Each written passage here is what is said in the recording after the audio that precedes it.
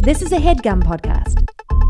Hey, buddy, the Doughboys are coming to Seattle. That's right, Mitch. Home of the NFL champion Seattle Seahawks. Well, soon the Doughboys will be joining your city to give you a live show March 1st, Neptune Theater. Tickets available at birdfuck.com/live. Home of Fraser Crane. You're mad at that?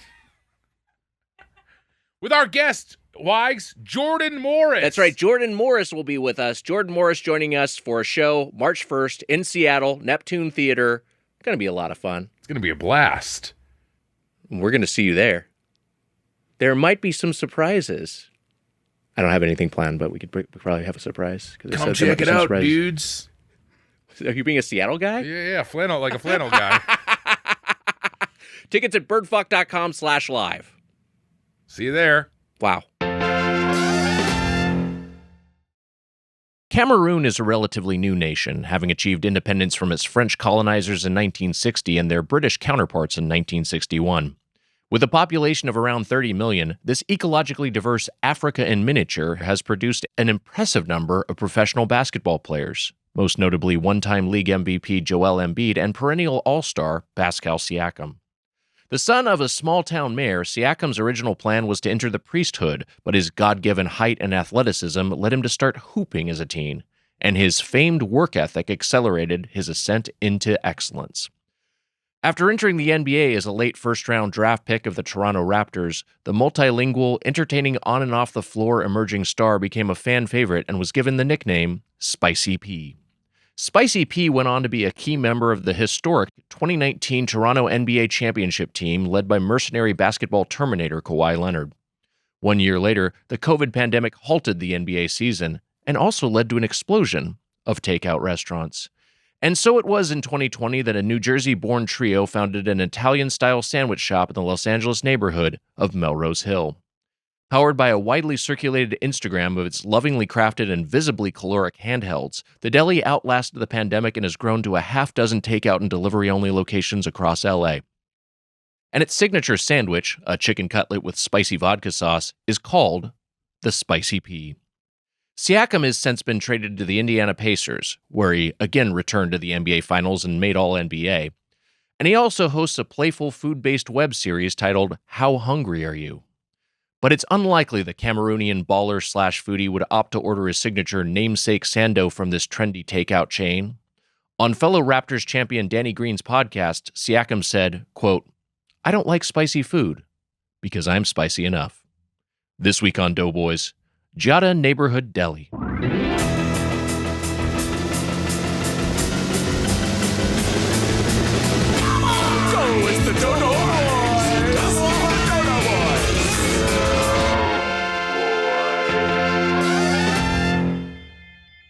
Welcome to Doughboys, the podcast about chain restaurants. I'm Tiger Weiger, along with my co-host, halftime show performer, a tad funny, the Spoon Man, Mike Mitchell. Oh, Bad Bunny take from the recent Super Bowl game that your Patriots lost. Probably did not want to remind you of that. Yeah, thanks, Wags. You're the guy who never wants to timestamp these, but then you could go ahead and remind me that the Patriots lost. No, yeah, we're unfortunately under the long shadow of the Patriots loss, which will linger for a while. Hola, Doughboys, and oh boy, this is in Espanol. I will try to phonetically get my way through this. En honor al show de medio tiempo del Super Tazón, les envío esta joda en español. It's not cancelable to speak Spanish. Put a canceled stamp on him. Espero, don't put the stamp on me, Mike. Put the stamp on him, Mike. Mike, don't put the canceled stamp on me. Yet. Babel.com. It's cancelar. All right, you can do that. That's fun. Espero que las haya gustado el show, aunque perdieron los Patriotas de Nueva Inglaterra. Saludos desde Panama. Panama, yeah. Wow, I got something. This is from Alvaro, our buddy Alvaro. Oh, wow. Who's in the Discord, who also included, oh no, I just realized this roast probably doesn't make sense since you were probably glued to the Turning Point halftime show for political and taste reasons. All right. In that case, ignore my email, and my roast now is, wah whip my ma upon on that Kid Rock song. Also pretty good. All the best from other Mexico, as you probably call it. Okay. Wow, this is loaded. Let him cook. RoastedBird.com. How did you feel about Kid Rock's set list? Did you enjoy it or no? It was good. I just wish there was more. Yeah. Really let him stretch out a bit. Did you watch the Super Bowl or no? I watched chunks of the Super Bowl, but I was like, the game got kind of boring. I'm not a football guy. So Did you watch the halftime special? I saw special. I saw some of it later, and it's a very impressive production. But I didn't watch it live. Some of it later. Toss that canceled stamp on him. Canceled. Nick's brother was in a Super Bowl. You've talked about this on the show, right? Have I talked about this? I think I have. My brother was he was a marching band drum major and in high school. And so when Michael Jackson did his halftime show, it was at the Rose Bowl. And part of it was, I can't remember what song he was singing, Heal the World or something like that. He had a whole bunch of kids coming out to cheer him on. And so my brother's job was, the kids were younger, like the kids who were cheering. My brother's job as a teenager was to be one of like a dozen kid wranglers. So he just had his group of kids that he was supposed to bring up to Michael Jackson. So your brother signed up to be a kid wrangler for MJ. Yeah. In hindsight, the optics aren't great of that. Nick is the only kid in history to weird Michael Jackson out. That is I remember that halftime. That's like a very early memory. They had like Michael Jackson clones appearing around the stadium. Right. Yeah. Impersonators, not actual clones, I don't think. Yeah. Well, yeah, I don't think they were actual clones. Probably weren't clones. They maybe were clones. Clones. That's like one of my, I feel like that's like a very early, one of my first memories. I have a lot of early Michael Jackson memories. The Michael Jackson halftime show was one of your first memories. That can't be right. I mean, I'm just trying to do the math. It was like, wasn't it like 1987 or something? I think it was later than that. It was in the 90s because my brother was a teenager. Oh, never mind then. Yeah. All right, well, I do remember it. It's possible you started forming memories at age 13. It was 1993. Yep, one of my first. Yeah. I was 11 years old.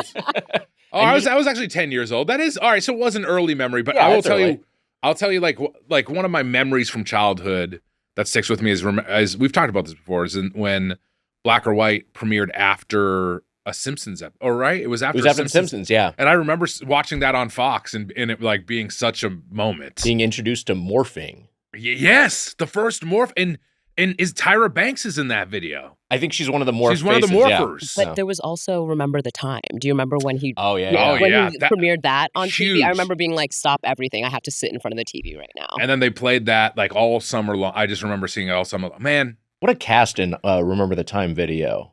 Do you know what I liked? It was a great cast. Wait, was Magic Johnson in it? He was. I believe he was a pharaoh. Yeah. I'm just like thinking of Eddie Murphy because Eddie Murphy was like the Mad Pharaoh. Yes, yeah. Eddie Murphy is one of the stars of it, and then I think Magic Johnson is in. I'm pretty Iman, sure right? Magic Johnson. Iman was Iman's in it. Yeah. Cleopatra. Magic Johnson's in it. I also like at the end of Black or White that it's like a morphing thing, and then they're like, "All right, cut," and it's like, "Oh wait, we're supposed to believe this one person was morphing." Do you know what I'm saying? Do you get what I'm saying? I think yeah, okay. I'm telling you. That's the fiction of how they depict filmmaking. I get, but I think also, I guess in that reality, that one person was morphing. They were like a Shang Tsung-like That's what I'm saying to figure. you. And also Macaulay Culkin blows George Wendt, I think to the African, I think it's to the Sahara, I believe. Yeah. He plays his music so loud and he I'm glad there was more to that. Because the start of that was really suspect. I was ready. I was like, I'm gonna go watch this show. This is an extended. I got an extended cut of Black or White. I don't know if you guys saw it. He blows George Wendt to the desert. He blows him away. Yes. He blows him Make away. that a complete thought for sure. Whatever. You're having fun. Yeah, we're having fun. We're jester gooning here. And you know what? We're here to talk about. We have a guest here. All right, first of all, I got to play a drop. I'm getting ahead of myself, but I was going to say we have a guest here, and we're in a movie with the guy who maybe rode a train around the Neverland Ranch in one of our cast members did as a boy. Okay. That's a little tease. I was like, okay. Hit him with a drop, Emma. Okay, here comes the drop. You said Jemmy was serving cunt. Boy. Jemmy's a fixture. He's horny. Jemmy is generally nude. No Bark, bark, bark, bark, bark. She's loving it. We know she's a horny Southern belle. Jemmy's killing a bunch of rats. Yeah, Jemmy's a fucking murderer. All right, Jemmy is eating the cheese. There you go. Jemmy, don't leave us. Jemmy, please. Jemmy. Jemmy. Jemmy. Talking about Jemmy. Jemmy. Jemmy. Jemmy. Jemmy. I love you. Aw, Jemmy. She looked up at the end. Did you hear your name? Also, our guest was doing a great. You were doing some good work with Nice the little shimmy. Yeah. I mean, everyone else usually is just staring dead ahead and then wondering what the fuck is going on. I didn't know what it was, but I was like, this is giving me like Vogue, ballroom, like, let's go. I didn't know the rules. That was a good one. No, you did great. did. Now everyone you has did to great. dance after. Wow, okay. Now. The new rule has love been that. established. Yeah. Okay, here we go. Drop off submission like Jemmy. Jemmy for president, Chris Finke. Oh, it's Finke. Oh, Finke. Finke's good. We Like do Craftsman. things where we do little drops at the top of episodes. It's stupid. We're sorry you're here. No. Why would you be sorry when I'm not? Well, Okay, give all us right. give us 90 minutes. Yeah. You'll feel the same I'm like, way. can we circle back to that question you asked? I'm feeling weird about it now. We'll lose you over eventually. Dropsofbirdfuck.com. Our guest, thrilled to have her on the podcast for the first time. Stars in Napa Boys in theaters February 27th. Vanessa Chester is here. Hi, Vanessa. Hey. Wow. I love We it. did it. We did it. Thanks did for it. having me. Oh my God, what a treat. The first Napa boy to be on Doughboys. This is true. This is huge. It's Yep. a great collab.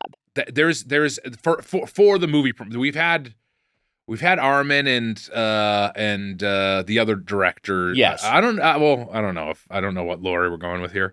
We've had Bugmain and Armin on there. That's right. And I know that Bugmain had something to do with the movie. Right. But they there's a rumor that they're banned from the show.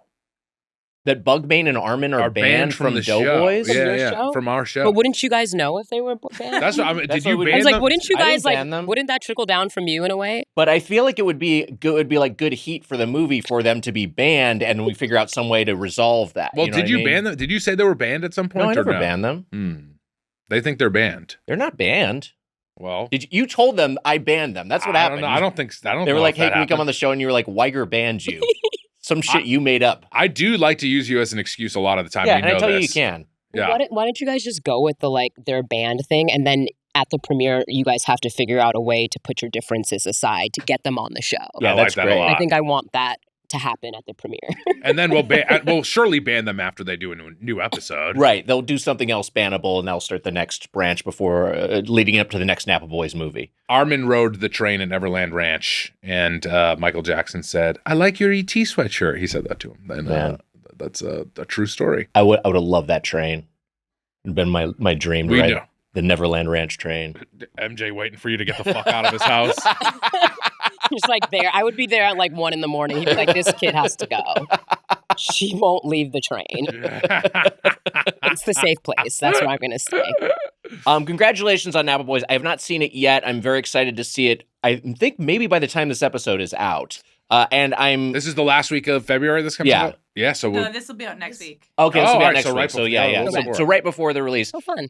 But everything I've seen from the movie, everything I heard about the movie, it sounds absolutely batshit in a great way. Like, what was your experience doing Napa Boys? I mean, it was so much fun. It was a little bit intimidating because if you know, like the cast is an incredible ensemble of like people that I 100% respect, Mike included, like my peers that I love, and then like comedians that have been in this game for so long. I mean, look, I'm going to lie to him because he's one of the hosts. Just like, let me do my thing, okay? Cut that out. No, I'm just no, that was good as just hell. kidding. No, don't. Like, you need to be humbled. No, I'm just kidding. So, like, it's just crazy. Like, there's just so many amazing comedians that I watch and love. And just, like, working alongside them, it's like, whoa, what the fuck? How am I in the same space as them? And then, Well, you have my biggest laugh of the entire movie. I told you that before, and you're so good in the. You're very, very funny in the movie. and Let's great. spoil it.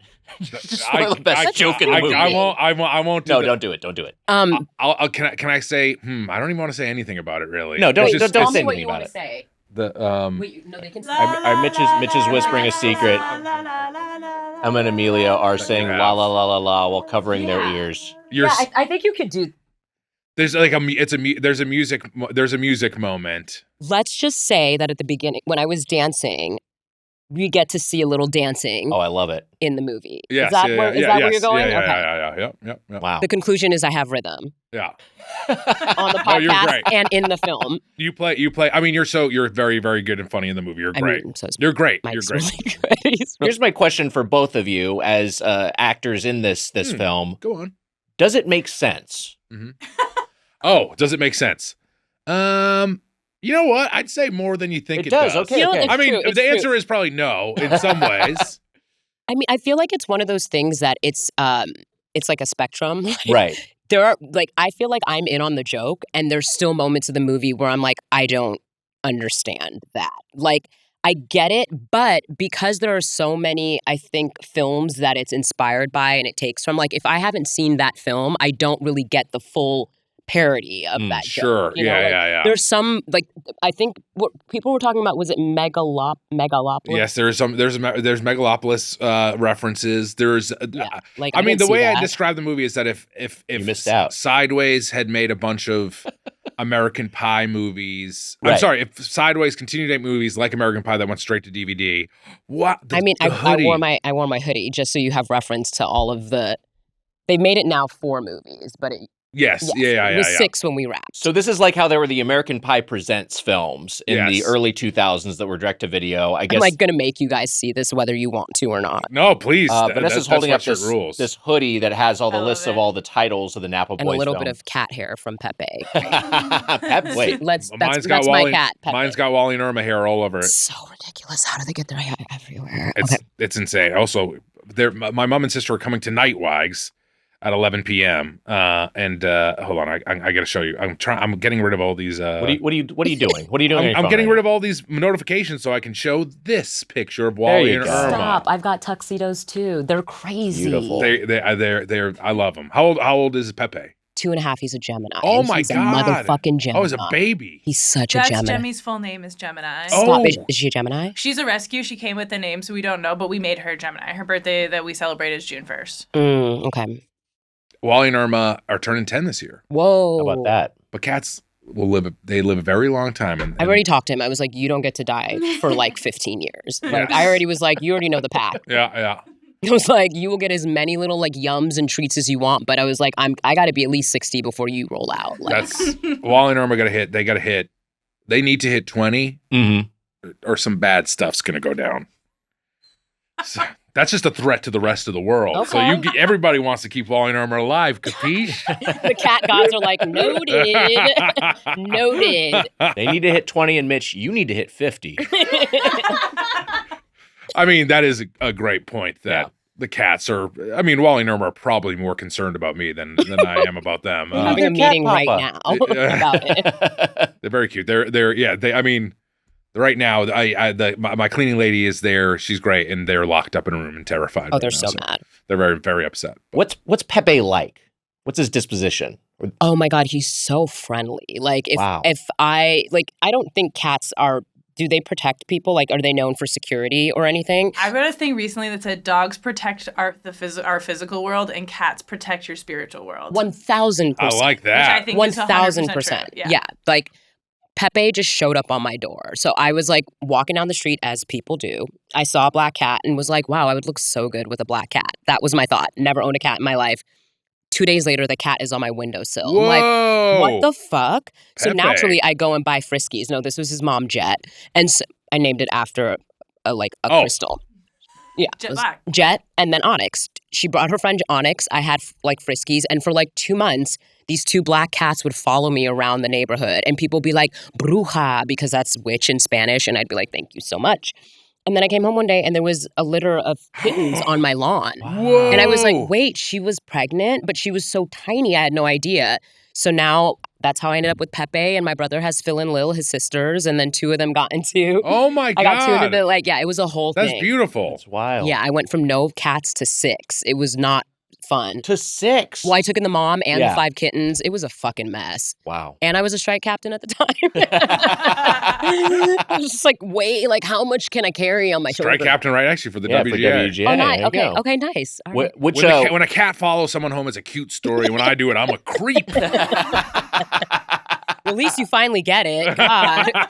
where did you during the SAG-AFTRA WGA dual strikes of I guess 3 years ago now, 2023? we're about to go back into it. Yeah. Christ. Oh, no. I know, it's super exciting. Everything's so bad. Just constantly something bad is happening. Oh, God. So you but where, because we were all deployed to various studio lots, where were you I was stationed? Netflix. You were at Netflix. I was okay. at Netflix. Yeah, I was strike captain there, and then I was like, I'm pretty in with SAG. Like, I'm pretty in. I was like on the strike committee. I just got wow. elected to the board. Hell yeah. Yeah, I'm gonna Thank you for your service. You were saying some good things earlier about how I get actors more involved, and I agree. Yeah, I with love that. Yeah. Just show up. It's one of those things. Like, Yeah. it's time. Yep. You have to like. All of the studio execs show up for their fucking negotiations. We need to do the same. And especially fucking Netflix. Oh, well, I won't get into. I've gone off on Netflix. Yeah, I was like, I before. don't need to crash out on your podcast. Oh, I know. Executive. This is like, is that the direction we want to go today? I started making fun of Ted Sarandos for a big stretch at some point, and calling him a big redheaded bald piece of shit, even though he's not redheaded or bald. I was literally like, he's redheaded? No. I was like, who is that guy I was seeing in Deadline then? It's funny to insult someone by making up qualities they don't have. He does. And also, I like a lot of. I like redheads. Redheads So why was I going after redheads? Yeah, I don't know sure, what I was doing. Kind of reminds me of like a blockhead from Gumby. You know what? He is a blockhead from You know? Gumby. That's what he is. He's a fucking blockhead It's a from little Gumby. like Ted Cruz. They're all blockheads. Suck pokey dick, you piece of shit. For sure. That's exactly the next thing I was going to say. Yeah. Blockhead assholes. Did you say Poke Dick? Yeah, Pokey is Gumby's Poke mate. from Gumby. Yeah. It sounded like you were saying poke, like Hawaiian cuisine. Yeah. Oh, that's fun. But I knew what you were talking about. Poke is the horse. All Poke's right. so good. I thought you meant Pokemon, like Pokemon, Yeah, and you invented a Wow, portmanteau. so many for- different poke Yeah. like prefixes. I just don't have Pokey on the brain all that often. I'm thinking about. I think about poke a lot. I like Wow. Poke a lot too. You know what? I haven't. I there was a stretch where I would get. What was it? What's the place that we did the Sweetfin. I would get Sweetfin like all the time, and I haven't done it in a while. And I I went really through a like phase it. where like I feel like all I did was eat sushi and like raw fish, and then one day I was just like, I guess I've had my quota for life. Yeah, Wow. yeah. Like I would have sushi at least like every other day or like 2 or 3 times a week, and I'm That's like, wild. I don't remember the last time I had sushi now. Like maybe I detoxed from it. My body's good. What was your favorite back when you were indulging? I love a good like salmon skin over like rice. Like I just love Sure. fatty fish. Like that I could be good with that. And then you can, add all the rolls. I love some eel sauce, sriracha, but nice little like I love just sashimi, straight up fish, tuna, all the things. Yeah. I'm closing my garage door just so you know, everyone knows. Why was your garage door open? You shouldn't even start it. You should have just closed the garage door and come back to the conversation. I could have. shouldn't have even given us context. Because when I tell you, I was like, he's probably still just doing something. He's just swiping away notifications. And now I'm like, garage door. Now I have to know. And You're managing properties over there.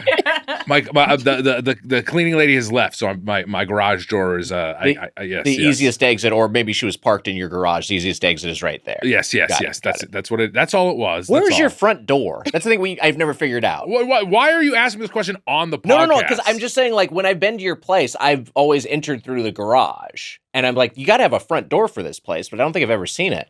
Yeah, you know what? you guys I'm have to gonna be keep careful. you down in that garage someday. It's You my guys little have to be trap. careful. I was listening to one of your episodes earlier, Yeah. and you guys were talking about where you record, and you were like, "Don't get us doxxed." Yes. It was the La Colombe episode. Oh, yeah. that you just did. Yeah. And now yeah. you're talking about his front door. Come on. Yeah. Where is my front door? What type of fucking the question studio is that? address is public. You Yeah. can Google it Yeah. and it'll come up. So Yes. it's not. If you're gonna kill Nick and I, come to the studio. Keep it clean. I Don't- feel like you said that in that episode Oh yeah, too. we probably did.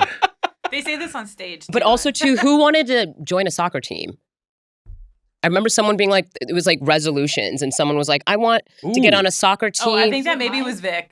Michaela. Who goes Vic, our guest? Vic Michaela's our okay, guest. I thought It might have it was been our maybe guest. one of you. And No, I was I think like, it was did you Vic. make it? Like, I remember, I was like, just want to be like, who got on the soccer? Wait, you I don't think it was either you of play us. soccer. I do. I want to get a co-ed team together. Like I used to play when I was in high school. I played soccer and softball, and I need to get a certain amount of physical energy out of my body a day. I sleep better. Like Yeah. I walk 10,000 steps a day, and like when I walk less than that, I don't sleep as well. And I was just like, You two got a lot in common. Strike big time captains, walker. 10K a day. That's exactly. Like I just sleep better. I just whatever. And I was just thinking about it. I was like, I miss playing sports. I miss being competitive. I miss doing that. And I'm like trying to get my friends together. We used to have a co-ed softball team, and we would play like in Burbank. I'm like, let's get soccer together. We could just, no rules. We don't have to keep score. Let's just like run around and be friends. that rules. But I know my friends don't get competitive. Right. We're in the comedy world, and there's so many. But you know what? There's a few people who play. I think soccer is actually probably the thing that's closest to it. But there's a lot of people who are dorks. I would have loved to have played like softball at some point, but I don't think I could have gotten anyone from the comedy world to play it, or anyone. It seems like no one likes it. I don't know. I didn't like it. I think I was on it, but then I was like, why am I playing this sport? I'm just going to commit to soccer now. Soccer is good just for the activity. You're you are getting that physical activity. It's just like cardio, but with some kind of purpose. Yeah. Not just running aimlessly. You know the big guy's going in goal though. You know that's where I'm going to be. I'm going to be goalie. No, you could be fullback too. Okay. Yeah. All right. I like that. You could be goalie. Also, or I'll you could probably just be on the sideline. You're angling for goalie because you know you can be sedentary there. I'm angling for the guy next to the orange slices. Yeah, but if it's a good team, the goalie is doing all the work. Wow. I think that there is something to when I was younger, running off the field from soccer and eating an orange slice and it maybe being like the best bite I've ever had. Right. Like that, like juicy My citrus. mouth just started watering. Like a juicy citrus like that when you're running around and craving it. It's I don't know. They might not, that's like well, Paul Rust has said this before, but like Paul Rust also in the movie, so funny. But he's like water. Like if you're extremely thirsty, drinking cold water is like the best sensation you can feel. And you can like feel it going through your body, and you're like, I'm coming back to life. 100%. I would always eat. I had like a thing after soccer practice. I would get. Do you know like? Okay, born in Brooklyn, huge ice cream truck girl. Mm-hmm. So even LA when you can't really find them, if there's an ice cream truck around, I will purchase something just for funsies. Right. But after school, after every soccer practice, there would be a soccer truck. Do you know those like chocolate eclair ice creams? Like the Trying to popsicle? picture it. Okay, let me just pull this up because this shit is bomb. Okay. As you look that up, I think Paul did say drinking cold water is better than coming, and I believe that was a full. Oh, quote. good. Yeah, I'm glad we got context for that. I don't know. I can't compare the two. Mitch, I got bad news. I can see what Vanessa's doing on her phone. She just opened your garage door. It's the whole point. Why don't you get in there? Check what's going on. I'm like, oh, The they're big still net. cleaning. Cats got out. Isn't the chocolate eclair like the good humor, sort of like the Yes. strawberry one, but it's These the chocolate ones. Oh, eclair yeah, I know flavor? that. I know that So guy. I would eat one of these and a chalupa from Taco Bell, and a Wow. Mexican pizza after soccer practice. And in my mind, I was like, this is what makes me so good. You burned it what off. What was I doing? But I was just like eating canola oil and dairy sugar and then running around the track. But here's the thing. Mitch and I were matching you or probably well exceeding you calorically in terms of garbage we were eating as children, but we're also not exercising. Yeah, we're just sitting here We're just moving like our playing mouths. video games. Yeah. So But I mean, Knuckles burn calories too. Don't. now you're speaking my language. I'm like, And when you come say on. Knuckles, do you mean Sonic's friend Knuckles, or do you mean your Oh my actual? God. Like if I could, I had such, how can you have a crush on a video game person?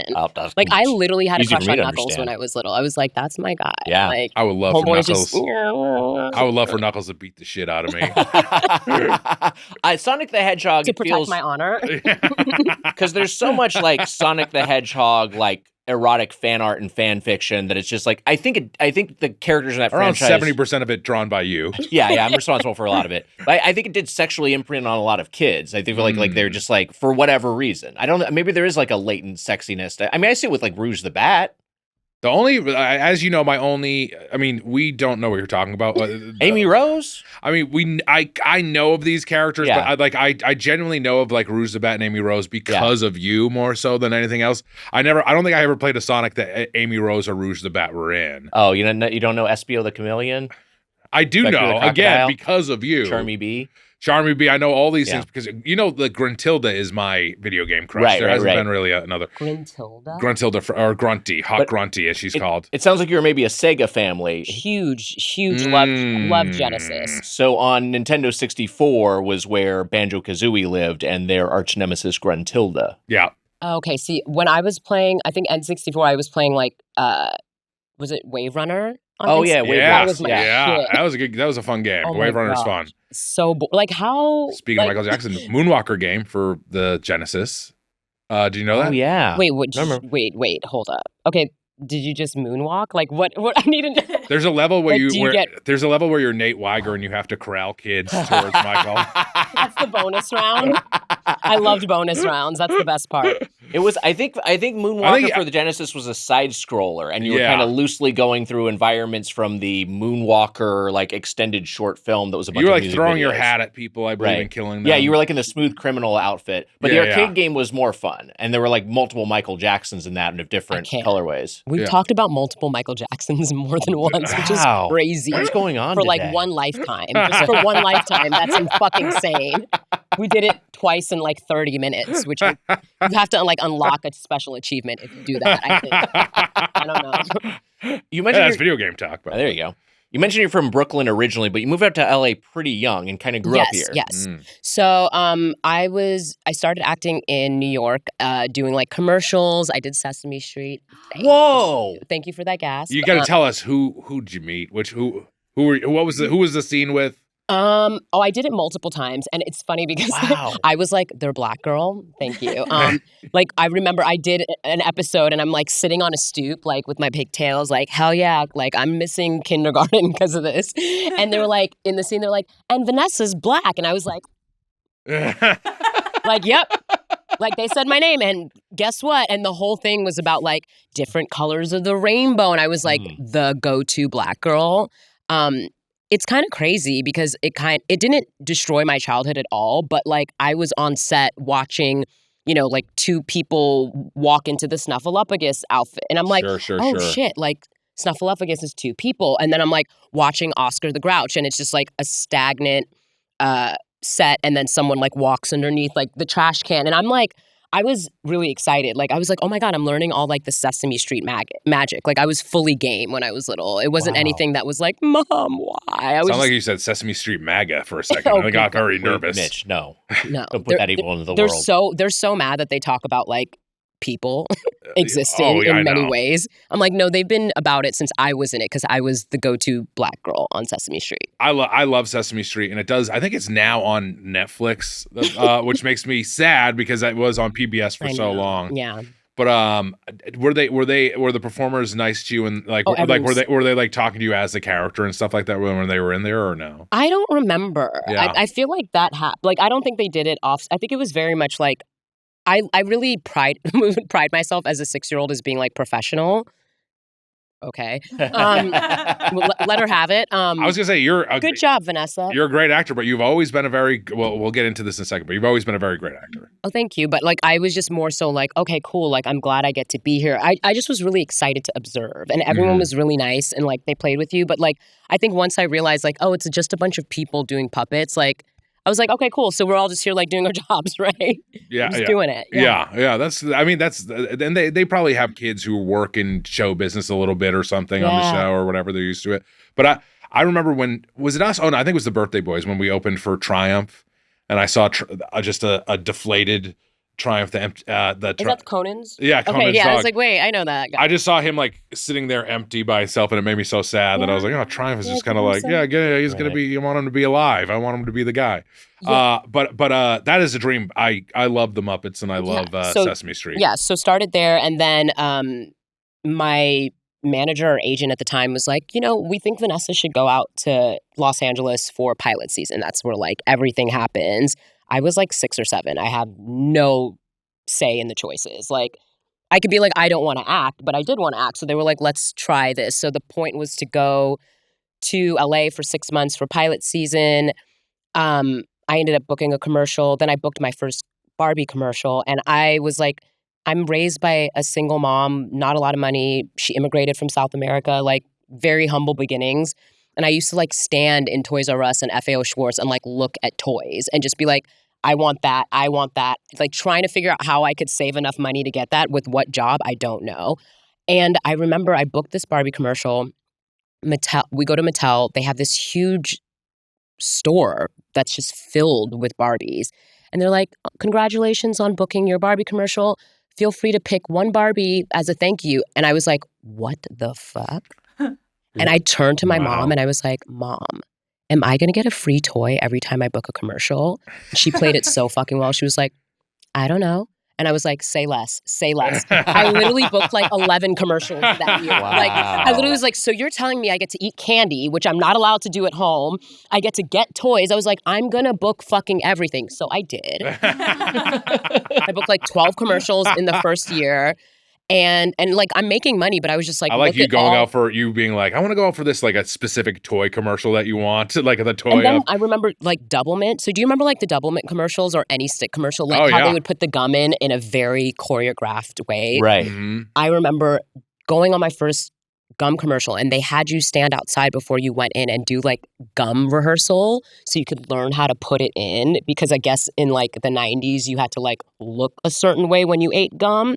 Cool. It's true. For all the young people out there, it's true. Yeah. Homogenous gum eating was the way to go back in the 90s. And I figured it out and I was so proud of myself. And then I ended up booking A Little Princess and that was like the first movie I did. And then my mom was like, why would we go back to New York? Like, she's like, it's the best weather and it's great. And you have a career. You're being a quick success. Yeah. Also, by the way, can I just quickly say, Mattel, give more than one Barbie for crying out loud. You know what I mean? Also, you were living the dream. Sesame Street, Barbie, you were knocking it out of the park. Oh yeah, I also booked like a Jell-O commercial, which I was like, and it was that's when I learned about professionalism. It was a Jell-O commercial, and I was just like a background. I was not the star of the commercial. I was just like there. And the little boy who was the star of the commercial like was super difficult. Like he just wouldn't do anything. And I just remember the director turned to me and he was like, do you want to eat Jell-O? And I didn't even think. I was like, yes. Like I was like, yes. And they were like, she'll do it. Like they were like, we don't have time for it. We're on set. Like we don't have time for him. And was he crying or something? Or was he just just like wouldn't listen. He wouldn't like he just, like kind of like me on the Napa Boys, basically. Absolutely. Yeah. Like that actually I was trying to think of a reference and I was like, there's a recent one. It was you. Yeah. So Mike, but just also you on Doughboys. Oh yeah, that too. Well, I don't want to be here.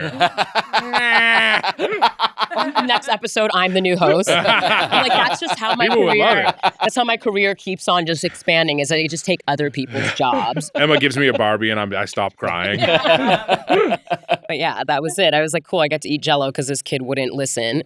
So then there was one big role that I want to talk about that. You were in Lost World, Jurassic Park. Yes.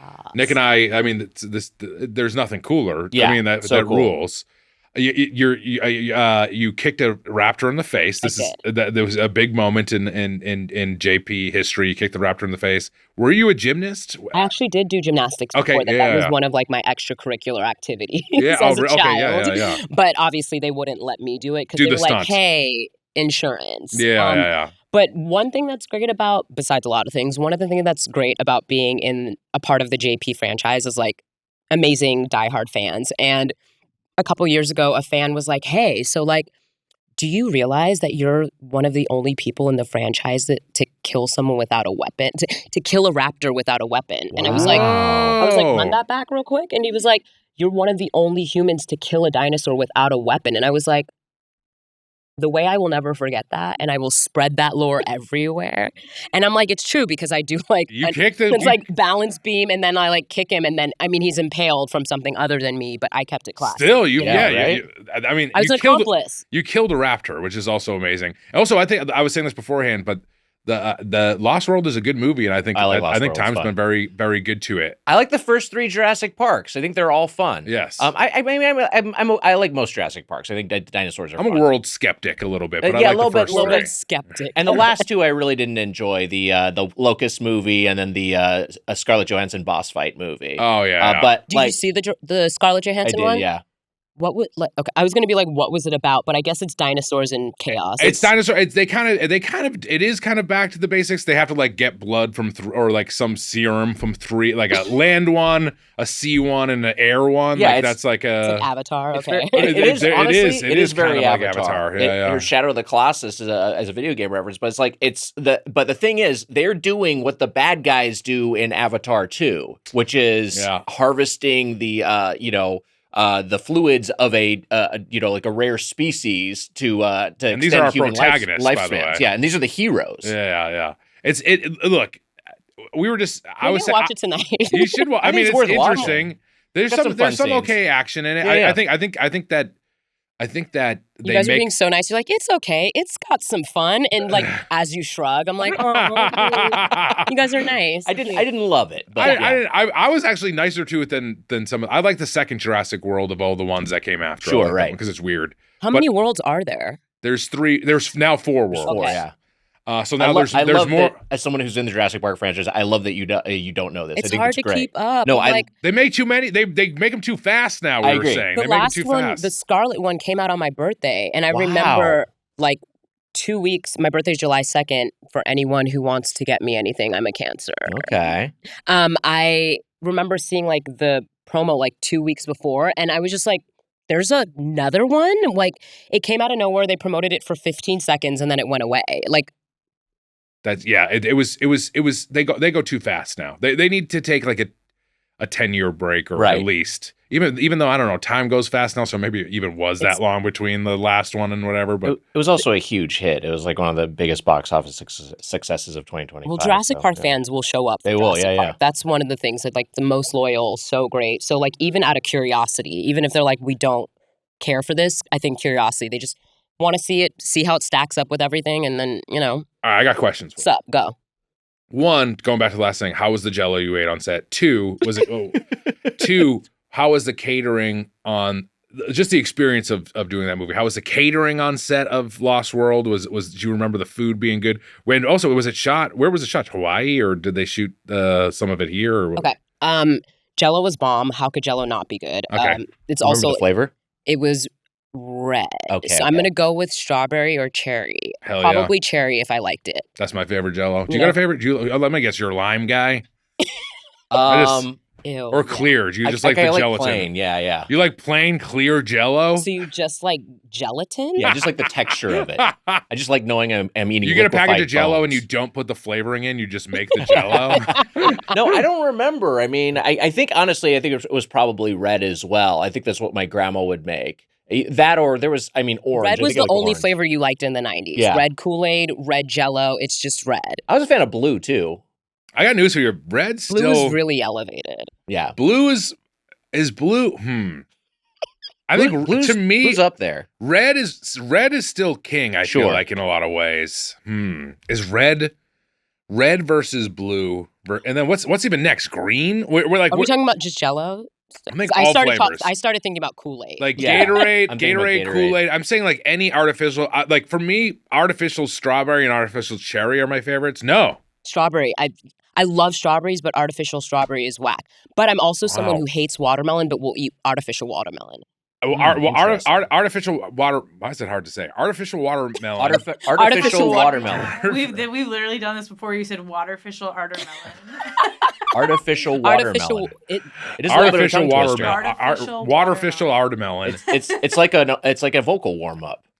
Artificial watermelon. Because there's artificial way too many syllables when you put them together. I love artificial watermelon. Artificial strawberry is my favorite of overall, and I like strawberries. We talked about this recently, but I'm like, strawberries sometimes just let me down. They just are not as. They're not in season right now either, so they're extra not. You know what is interesting is artificial blueberries. Like, who the fuck came up with that flavor? Because they taste nothing like. They don't taste like. They right? do not. Yeah. Like someone was like, "What if we just made it a little bit more interesting?" It's like the essence of it. I think like you get like a smell of it or something, and then you're like, oh, they like based it on like a smell it can make or something. It's not real. I mean, watermelon too is the sort of thing where it's like it's very different from. Or grapes. Like, can we agree artificial grape is this so overwhelming?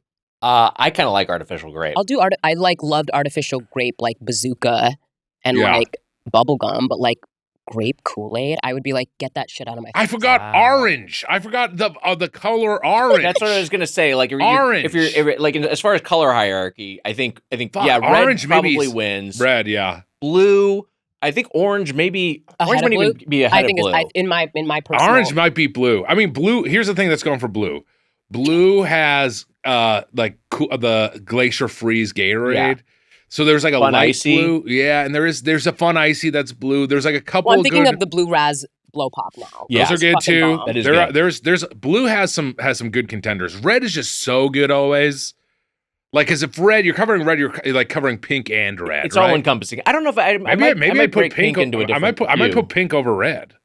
Pink over red. Mm-hmm. But you're just thinking of pink Starbursts, which are incredible. Because what other artificial is pink? There's a fierce strawberry Gatorade, which I really like too. But I always like the pink or like strawberry or less red candies than I like the dark red candies. Like I like the yes, this is true. So you would take strawberry over like raspberry or cherry flavored candy? Yes, personally. Where do you put? So we red can just be a little too tart for me, I guess. Sure. Yeah, we touched on purple. Yeah. And via grape, Purple's, and then green was mentioned. I like purple. I put purple maybe above grape, but maybe below blue. Wait, what the fuck? Purple above green, but maybe below blue. I said grape instead of green. Okay, so is green on the lower end? Green is always on the lower end if it's lime, I think. Yeah. But if they try and green apple it, it can inch up a little bit. That can be fun. It's a little sour, but yellow bottom? Are we all agreeing yellow is bottom? Boy, absolutely, because it's banana or lemon. Yeah, I think I like green more than yellow. It's pretty shit. Banana Laffy Taffy is bomb for some reason. I mean, this could be a whole fucking episode. I didn't I'm like the colors, the flavors. I was like, do you guys have another like 2 hours? Because I could do this. I'm here now. Look, don't even open that Pandora's box. We will stay, and you'll hate it. The thing is like green apple Jolly Ranchers. Like I'm going with the green apple Jolly Rancher over any of the other colors. Yeah, that's the thing. It's Roy G. Biv, you son of a bitch. You've done it to us again. Wow. People are going to really resonate with this. I'm telling you. Oh, I mean, the color flavors. The color rankings are. I mean, like. Let's put it in the Patreon calendar. The color meal, Rainbow Bright, Rainbow Bite, Roy G. Bite, Roy G. Biv, Kroc. What? What's the Kroc about? Yeah, what the fuck? Like Ray Kroc, the founder of McDonald's. Roy G. Biv Kroc? Yeah. Like Ray Kroc, but add a bunch of shit. I only like that if we get McDonald's, too. Okay, yeah. All right, fine. Yeah, we can get McDonald's. We found the arch cards. We found the arch cards. We did find the arch cards. We found the arch cards. Which I thought you fucking lost. There's no color at McDonald's. It's like you cheese and ketchup. I feel like yellow is maybe the king color of. It's just nude. It's just skin tones. Yeah. It's just beige. Just different types of beige at McDonald's. It's just cheese, meat, and bread. And you're talking to two people who do love. We love McDonald's. I do love so many McDonald's commercials. Have you really? Wow. Commercials. So I'm not really an actor, and I don't. But I did end up at one point doing a McDonald's web ad, and I held a picture Big Mac, and it was extremely stressful. It was like holding a Fabergé egg. And the thing I remember them telling me, I'm sure you have remember some specific direction in terms of presenting the McDonald's food, but they were like, every time it's pointed at the camera, we have to see 3 points of cheese. So they're nuts about. Yeah, they really are. Food commercials are nuts. Yeah. Yeah. But what were the McDonald's spots you did?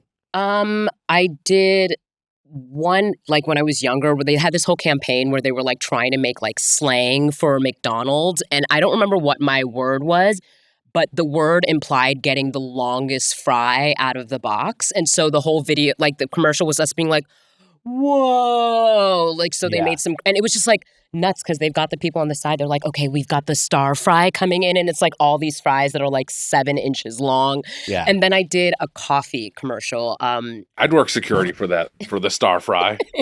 Actually, I remember because I'm remembering the spot, the slang term for the long fry was the reverse Mitch. I was like, wow, he really. I was so like gullible in there and wait, and then I was like, oh. Yes, they called it the reverse Mitch, except girth is perfect.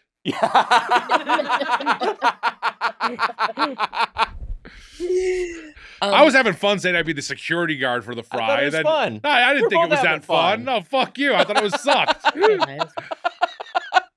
Every Doughboys episode has 2 points of cheese right here in the left and right. And then I'll be the third for this one. But yeah. Well, you didn't like that? I did like it. I You thought it was said, fun. "Aw." I thought it was You wholesome. just gave me a smile. I liked it. I don't like it. Why are you crossing your arms? I'm not happy with you anymore. Wait, hold on. What did I do? We gotta hear more about why are you crossing your arms? I don't know. No, I'm not happy with I you. can't believe I'm in the middle of all this arm crossing. This is so Arms stressful. cross negative energy. This is so stressful. Like, just kidding. And then a coffee commercial. And that was really tough.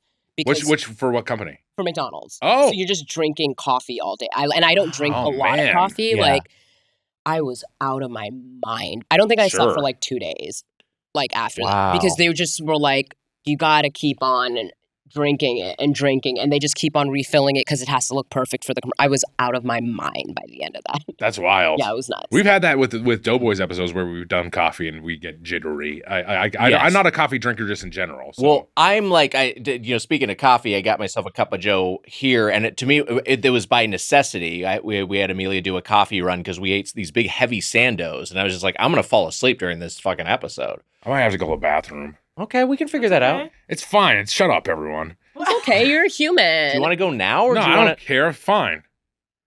It's fine. to? Okay, it's Do you fine. need to go to the bathroom? No. Do you want to break now or later? Okay, don't hold you it need in. to- I feel like I have to do like a potty Yeah, song. do I need to go get a Potty, Barbie doll for you to take you Like to the Emma? potty? Mitch, do you want to go to the potty? Should we do an intermission? Okay, you want to take a little breather? Let's do a little do a Doughboy moment. Do a little. Actually, you know what? No, I think the moment's passed. Okay. I think Okay. the moment's passed for The now. fuck did it just like reabsorb into your body? It happens all the All time the with him. time. Oh, it happens all the time with him. Guys, you almost shit yourself on the plane. It's true. You're a fellow IBSer. I know. But But you usually almost- when Amelia says I have to shit, she actually I just shits. do it. I feel like What is sometimes my you're like, brother- I have to go, and then you're like, just kidding, false alarm. I can't tell where I'm at right now, but I want to say this before we do that. I'm just thinking of all the different like sayings my brother has for like having to shit, like turtle heading, like prairie dog, mud butt, like all those things. That's what happens when you have a Right, younger not brother. Touching cotton. Touching. Stop. Yeah, like Oh. it's like touching your That sounds underwear. like something That that would sounds be. like turtle heading. No, it sounds like Similar. something that would be nominated for an Academy Award. They're like You touching should- cotton. You should write that movie. Like touching cotton really just like put me on a new trajectory, and then everyone else sees it and they're like, it's about Amelia wins an Academy The Award for Academy's like- touching cotton. I it's don't so know. real. It's so real. Okay. Ron Howard directed this? You should write that. And Michael All Bay right. did all of the special. All right. Just kidding. All right, Mitchell, we're gonna take a break. Yeah, We'll be back with more Doughboys. This episode is sponsored by BetterHelp. At times, it can feel like everyone else has their love lives sorted out. Whether you're married, dating, or single, most of us still are exploring our paths. No matter where you are in your romantic journey, therapy can help you to better understand your desires, recognize what might feel overwhelming, and find gentle ways to lighten your load. Therapy can help you identify what's weighing your relationships down and find ways to brighten them again. Whether it's for individuals or couples, therapy is an opportunity to identify what's getting in the way and help remove any blockers. BetterHelp therapists work according to a strict code of conduct and are fully licensed in the U.S. BetterHelp handles initial matching, allowing you to focus on therapy goals. A short questionnaire identifies your needs, and their 12-plus years of experience plus high match accuracy means they usually get it right the first time. If you're unhappy with your match, you can switch therapists at any time using their tailored recommendations. Wags, you know, when I'm in therapy, I feel like I'm a better person. Like we've said many, many times, it's like the gym for your mind. You're getting the gunk out. You're feeling better. I always feel like I'm happier and healthier when I'm in therapy. With over 30,000 therapists, BetterHelp is the world's largest online therapy platform, serving over 6 million people globally. Plus, it works, with an average rating of 4.9 out of 5 from over 1.7 million reviews. Sign up and get 10% off at betterhelp.com/doughboys. That's BetterHelp, HELP.com/doughboys. Do it. Hey, buddy, are you tired of waking up hungover and worrying about what happened last night? Now you can have fun and relax without any of the regrets with Willie's THC-infused social tonic. Willie's gives you that social uplifting buzz without breaking your goals. Willie's is a premium THC-infused social tonic crafted by the legendary Willie Nelson. Willie's social tonics are low-calorie, low-sugar THC drinks delivering a fast, euphoric social buzz without regrets. Available in 5 milligrams and 10 milligram doses, they offer a smooth, balanced flavor so refined you hardly realize you're drinking THC.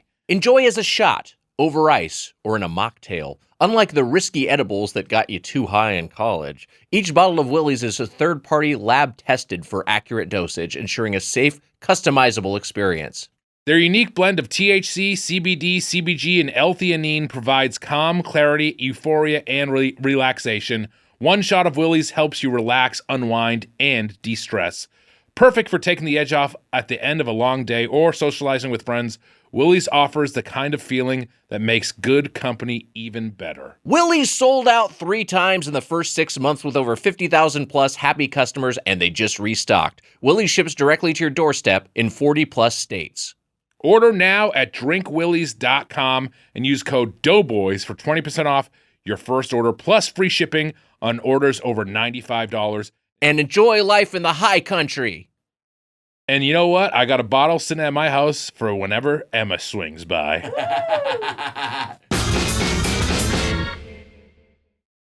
All right, we're back. We are here with Vanessa Chester talking Napa Boys and Ggiata, today's chain. But before we get to that, Are you going to ask me about how my bathroom experience was? we're going to ask you that, Mitch. We're going to get there. Yeah, We're just- okay. All right, fine. How was your bathroom experience?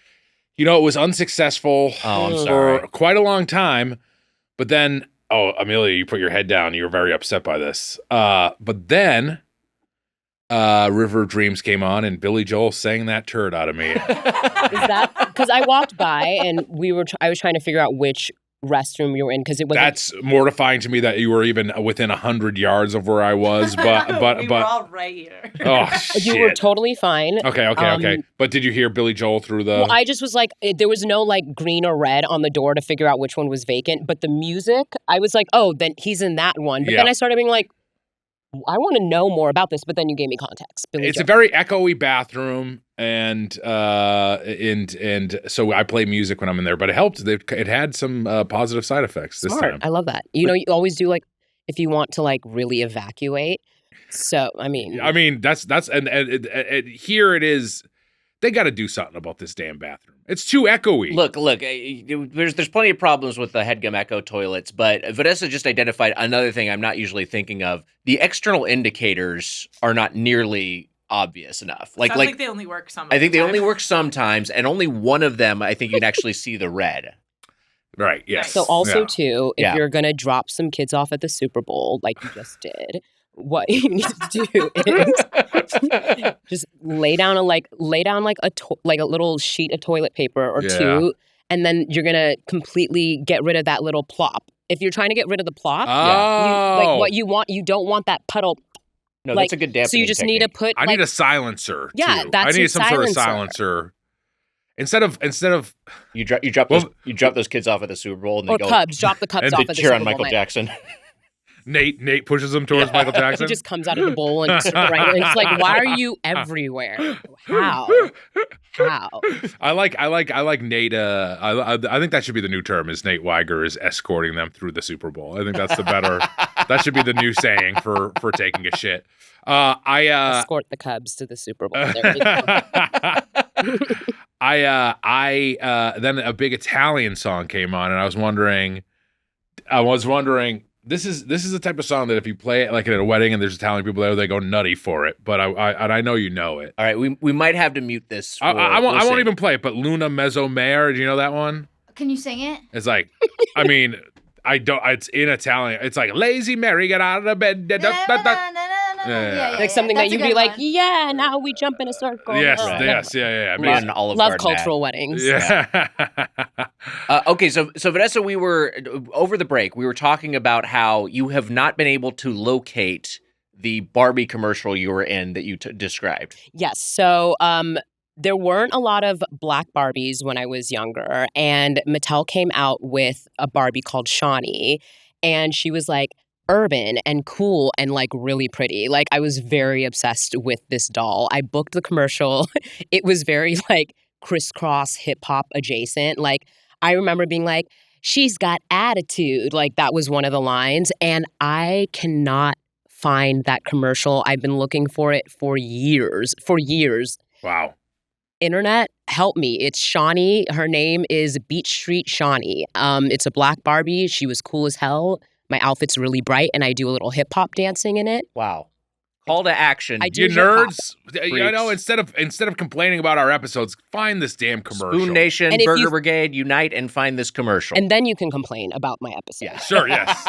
It's You like can do first it in things first. Like, Post it and then put a complaint afterwards, but give us the video. like That's no all we cart want. before the horse. Find the commercial. Tell me how shitty it was. Like, just do that. How do you they spell will. Shawnee?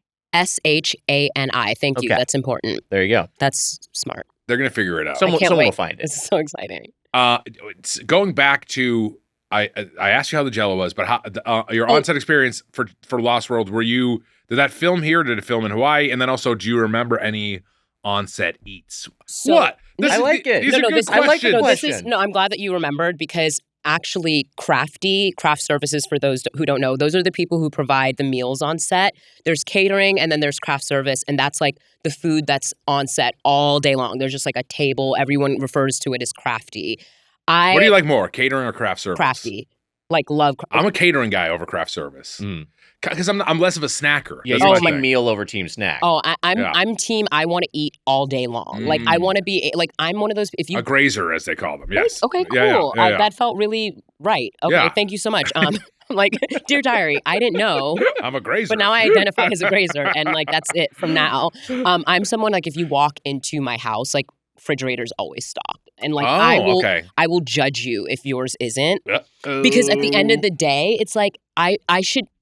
Even if I just want to like open my fridge and just be reminded there's food, like I should always be able to grab and eat something when I like the convenience. Yeah. So I think that's why crafty speaks to me. Like, And also, if you got good crafty, they're basically giving you little mini meals throughout the day. But you're more of a catering guy, I would guess. Yeah, over I'm more crafty. team meals, but I will like sometimes there'll be a toothsome snack over there at that craft services table, and you just can't resist. You know, what are you hoping to see most of all? For me, it's very comforting. I think it's more of a comfort thing when I see red vines. Like if I see a jug, because I feel like that's always been every single set since I was young. There's always a huge jug of red vines, and I'm like, okay, we're gonna be all right. Like, I agree with that's you. like my totem. Yeah. You know what's funny is that I think in the last like 7 or I don't know if this is budget reasons, I don't see as many red vines. They don't on do set it, anymore. and I'm like, I know those are like $10 at Costco. Like, should I just show up with them? I don't For think anyone would nostalgia. complain. Jesus Christ! When actors have to start bringing craft service for the fucking sure day, that's it's gonna going to happen at some point. After the next Fire time. negotiations, we're gonna have to actually bring the food and serve it on our break and happily do it. Yeah. Like we're working. Yes. I'm paying to be in this, but Yeah. we're working. I'm acting as a caterer and an actor. Yeah. Was there some specific stuff during Lost World that you like that you were like do you just remember the food being fantastic? Yeah, I just remember the food. Like that's one thing that I've learned is like you can tell the budget from the food. And even though I was young, like I can't remember specifics because my brain is not there anymore. But it was great. Like I was if they ever needed me, I was hanging out by the craft service table, like either looking at gum. I think it's just like I've always been a huge fan of like buffets and a lot of food. So I think just that much food that I could just eat. Like you would think that my mom has never fed me in my life the way that I act around buffets. Like Sizzler was my shit growing up. I only like cruises because of the 24-hour buffet. Like, so craft service to me, I'm like, oh, you've just got a baby buffet. This is my safe place. That's where I am. And you got Jeff Goldblum and Vince Vaughn, two gum guys. I think of both of them as gum guys. Why is that? Because Jeff Goldblum's choose it in Jurassic Park. Okay. And Vince Vaughn choose it in Swingers. Got it. It's like Brad Pitt, but he's like a real gum guy. Brad Pitt's a gum guy. He's a gum guy. You're questioning the gum guys, and I was curious. I think for Brad though, like if you look at Brad, because I text him like that, BP and I. Anyway, I think that food is his like crutch for acting. Like he's always eating in movies, whether it's gum or like there's something that there's definitely some oral fixation. And I don't know about you, but sometimes when you're doing a physical movement, it makes it easier to actually do the scene. 100%. You know, maybe it's because you're like distracted doing something physical, but he's always eating or like unpeeling a banana. He's always doing something. And I'm like, that's his thing. I mean, so often when I look at myself in a scene and like my arms will be down by my side, I'm like, what the fuck are you doing, you idiot? You need a tick. What's that? You need a tick. Yeah. We'll have a little tick you're always doing. And I'm just like, my I'm note crack was... my knuckles guy or something like that. You're a toothpick guy. That's your thing. Mitch always has a toothpick. Yeah, He's doing that. Guy. He's doing an Edward You G. just Robinson. start booking like fucking crazy.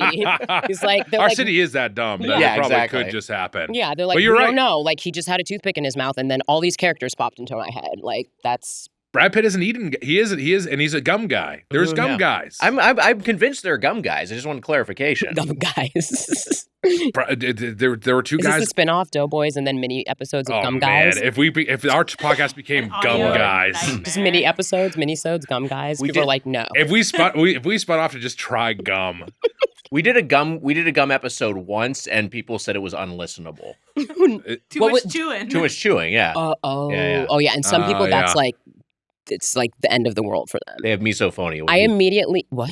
Misophonia. We've learned that there's a disorder people have called misophonia, and that it is real. And it's like, and it, emphasize on the it's phony. They get mad at us when we make fun of it. I Misophony. believe it's real. I do believe. Yes, that's we were making fun of it, and I do believe it's real. We believe it's real. We believe it's real real. to us. It's real. It's real to us. Damn it. It's not going to be real until I Google it tonight at 3 a.m. Yeah. That's when I'll know it's real. When I have to open 7 tabs, like, okay, fine. I hated when I was younger. I hated. I still don't like it when someone would bite their fork. So I get. Yeah. I get some that. misophonia stuff. I get it. You don't care? I don't like the fork stuff. Yeah, the fork stuff Fork I don't stuff, like. yeah. Yeah. See, there's sounds. I get some sounds. Nails on a chalkboard. I get it. I'm Or with. like I'm, if someone's I'm- cutting something on their plate and their knife like does that squeaky on a, you know what I mean? Yeah. and I have long COVID, which is the number one thing people don't believe in. So misophonia is second to that, and I want to know that. I want everyone to know that I believe in misophonia. But good food. Big Steven's gonna take care of he's gonna make sure absolutely. Crafty's good. He's Yeah, gonna- well- So bomb. What was it like working with Steven Spielberg? I mean, oh yeah, I guess that's probably a better question than how was the craft service table. My mom's like, how's the podcast? I'm like, they didn't give a shit about anything I did, but they really cared about the gum flavors on The Lost World, which I don't know why we spent 30 minutes of the podcast on it. We are the two fat asses that Yeah. if we visited the Jurassic Park, we'd waddle over to the craft service and be like, cool, look at this stuff. And then like there's a giant T-Rex behind us. I mean, we don't I give a shit. went trick-or-treating at the craft service. Like, I was working on Halloween and showed up in full-on costume and just took wow. everything from the craft service table. I was like, these are my rules now. Like, That rules. but everyone was so happy. They're like all adults and it was Halloween and I showed up in costume and they're like, yeah, like they took a second to like watch my costume. Everyone was great. Like, so I met, quick story time. I I love it. met Steven Spielberg. The first movie I did was A Little Princess and he has a daughter named Sasha and he brought her to the premiere. At the end of the premiere, like, you know, it's like, yay, we're doing the meet and greet and the talk and everything. And he came up to me and like kneeled down as like respectable adults while talking to kids will do. And he was like, hey, I think you're such a good actor. I think you're great. I'd really like to have your autograph. And I, you know, luckily I didn't know him as Steven Spielberg. So I was just like, oh, cool, really nice older guy that everyone's freaking out that I'm talking to wants my autograph. And as I'm signing, he's like, I'm going to put you in a movie one day. And I was like, okay, sure, you know? Whoa. And then 3 years later or whatever, I get a message like, DreamWorks would like to meet with you for the second Jurassic Park. And I was like, holy shit, he was not lying. Like, homeboy kept his promise. Well, not yet. I hadn't booked it. First audition was just me meeting with him, like, in his conference room. At DreamWorks. Yeah, like, I just on was, the like, sitting Universal- there, like, 12 and a half years old or something like that. And he just, like, comes... Which, by the way, looks like Jurassic Park. I was in there once It's before. insane. It's crazy. And he's like walks out of another room and he's just exactly what you would think, like baseball cap, flannels, jeans, sneakers. And he's like, hey, Vanessa, so what's up? And we just like chatted for like 45 minutes. He's like, what are you doing? And I was like, 8th grade. Like, I'm literally learning about World War II and all of that, which, you know, he's very passionate about. He gave me like 82 books and videos on it and was like, learn. And I was like, I will. But I was like very like, oh my God, I'm so like not fascinated, but like perplexed by this moment in history. Like, give me more to read about. And then didn't hear from them and was like, okay, I guess they're not into it. And then they're like, we want Vanessa to come in and do like 2 pages of sides with Jeff Goldblum. And I was like, okay, like, didn't really know who he was. I thought it was Sam Neill. Like, I didn't know which Jurassic Park guy it was. And just me, Steven, on like a camcorder and Jeff. And then we do the scene and he's like, okay, cool. Now, Jeff, pretend you're a raptor and chase Vanessa around the room. And I was like prepared for everything but that. And That's so fucking funny. Jason, have you chewing on his gum? he literally was like, hold on, let me get some Devilman. And then he got into character. But I'm like, wait, like, you know, like I'd worked with an acting coach, all this stuff. I'm like, cool, I did the script part, we're done. And did not expect that improv. And like Jeff is out of his mind in the best way possible. Doesn't even skip a fucking beat. He's literally like, and I'm like, what? Like, I'm like, oh, I don't even get a chance to think about what I'm doing because homeboy is the same fucking height as a raptor and is fully like, imagine Jeff who like just is the biggest kid. He's like, he hears an action and he just immediately crouches down, hands up and is like, and I'm like, wow. Oh my God, I'm actually like, this guy is fully a raptor now, like chasing me. I'm like pushing chairs aside and Steven's just like on the other side of the oval table with his camcorder like, and I'm like, this is so crazy. Now that I'm looking back, I feel like I was outside of my body watching Jeff chase me around. And then a month later... Hey, any Doughboys sleuths, they can find that video too. I know, that would be... I wonder if it's like in the archive somewhere because that would be incredible to see. Like, I'm sure there's a minute in the video where I'm like, what the fuck? And then I'm just going to like being scared. I was like, oh, I'm not going to book it if I don't get scared. And then got it. Steven's the best. Like, he is really good with kids. But the thing that I really love, and I say this in a lot of interviews, is like, he understood that I was a child, but also didn't treat me like I was immature or didn't have like a sense of self or identity.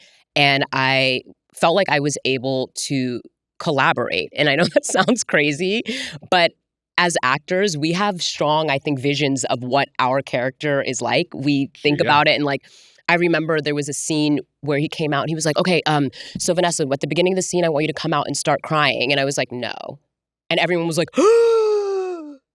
and he was like, okay, like, why? And I was like, well, I don't think that she would cry in this scene. Like, if she did all this, she's brave enough. She's not going to just start bumbling and crying right now. Like, I just don't think that makes sense, you know? And he was like, okay, cool, no crying. And I was like, wait, what? I think it's because it wasn't like I was just like, no, I don't want to cry. I had a reasoning behind it. Like, there was intention. Like, no, I don't think that my character would do this. Like, and he was like, cool, I respect it. Like, just...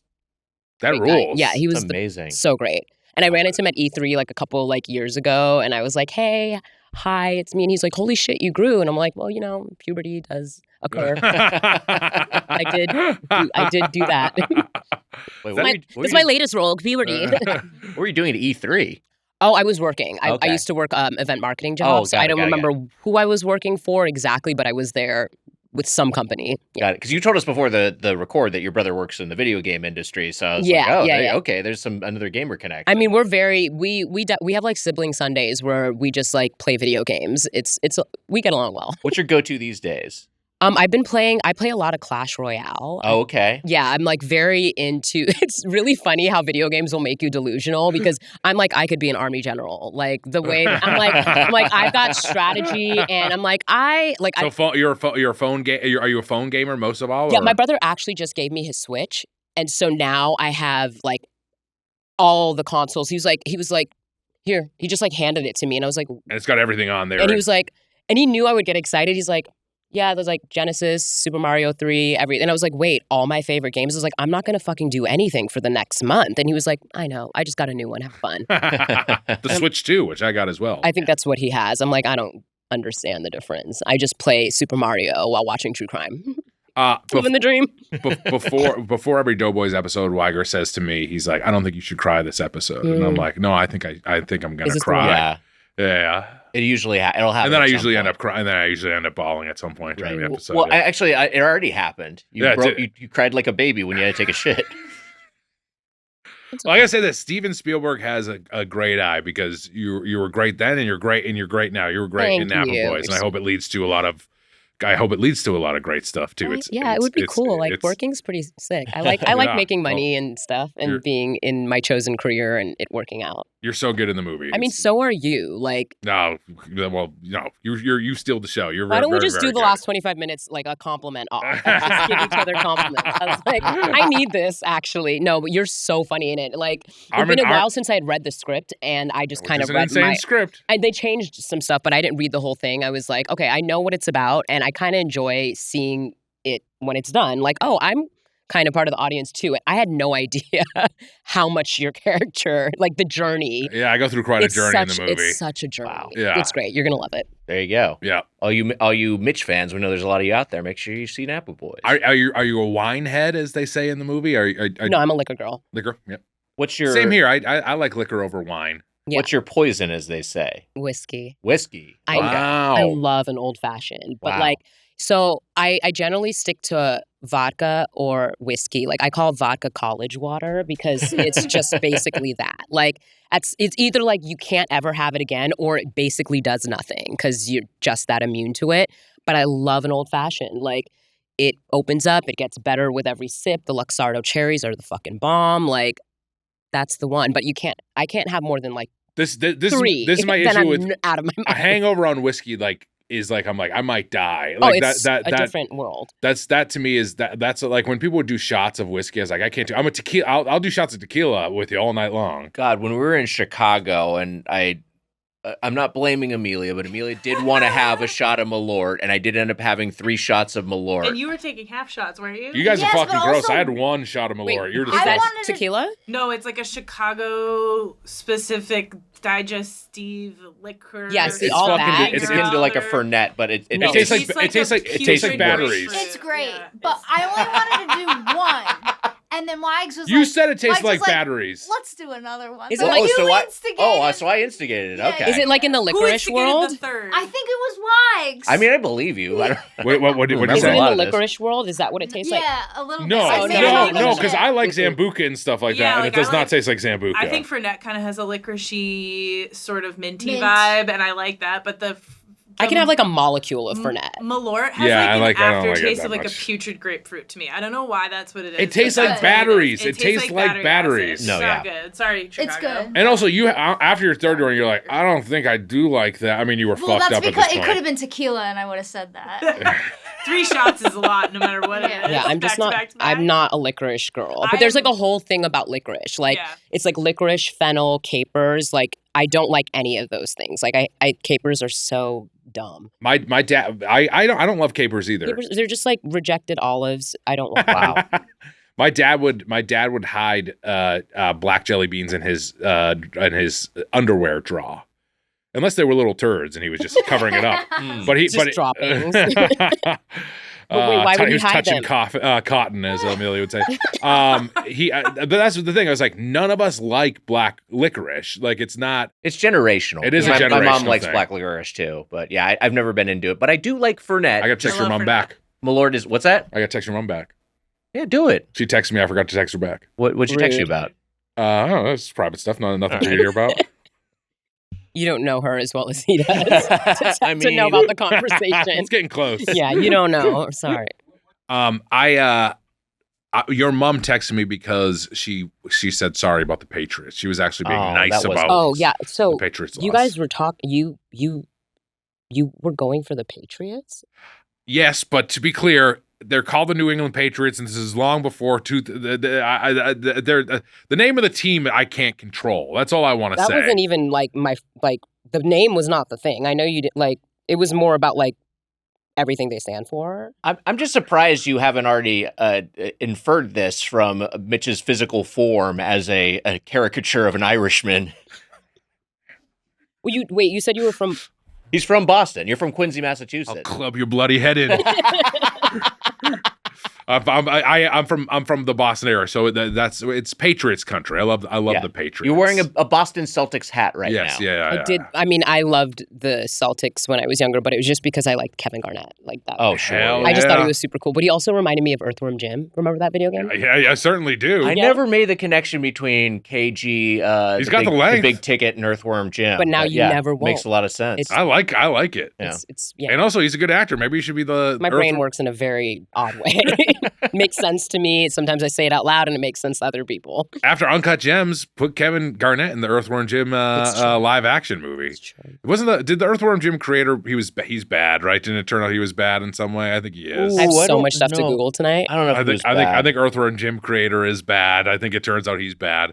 Here's a question for you. They should put you in the new Jurassic World at one point when Goldblum came back. You should have made a cameo in there. Yeah, that would have been cool. They would have been cool. I think there would have been a lot of fans who would have liked that. I get a lot of messages about like, it's the best. Like I probably get like a DM once or twice a week. Like, why won't you be in another Jurassic Park film? As if any actor gets to decide what they're in. And I'm like, oh, that's so cute. Well, I'm putting it out there just like you were going after the toy commercials you liked. They should go. I had a bring whole you back idea for like Kelly coming back and like basically, her time on the island scarred her. She kind of like follows in her father's footsteps and she goes into like ethical like DNA and genetics and like all of that. Like there's so many worlds that she could come back. It would be easily the best Jurassic World movie I there was. think it would just be so great if they had Kelly come back and with her dad, like just the banter of the two of them could be so much fun. And here's the thing: if Kelly's going to be a successful scientist, she's not going to need an Igor. Get Mitch in there, you piece of shit. I was like, oh, what's going on with the plot? And I was like, oh. So it's like the Universal monster Igor. It is a Universal property. Yeah, well, there you go. So I would be like, I'd be like, that's good. No, that's good. That's a good audition. Great Can't wait for Steven Spielberg to have me act like Igor in his room. You get an offer on Monday. They're Jeff like, Goldblum chased me around like Frankenstein. You're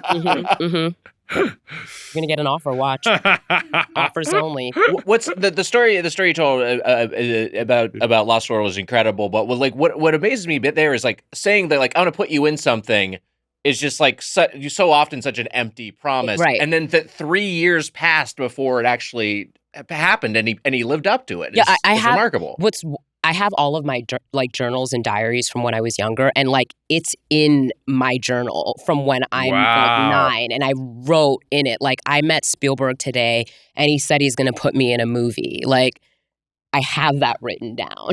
That's it's wild. nuts. It's nuts. The FBI has most of your journals, right? They're manifestos, Mitch. We're talking Ggiata today. Hey, also, by the way, you're going to see his new one this summer, Spielberg's new movie this summer. He's got a new Alien movie coming out this summer. I feel like I excited to see just learned about that, but what is it called?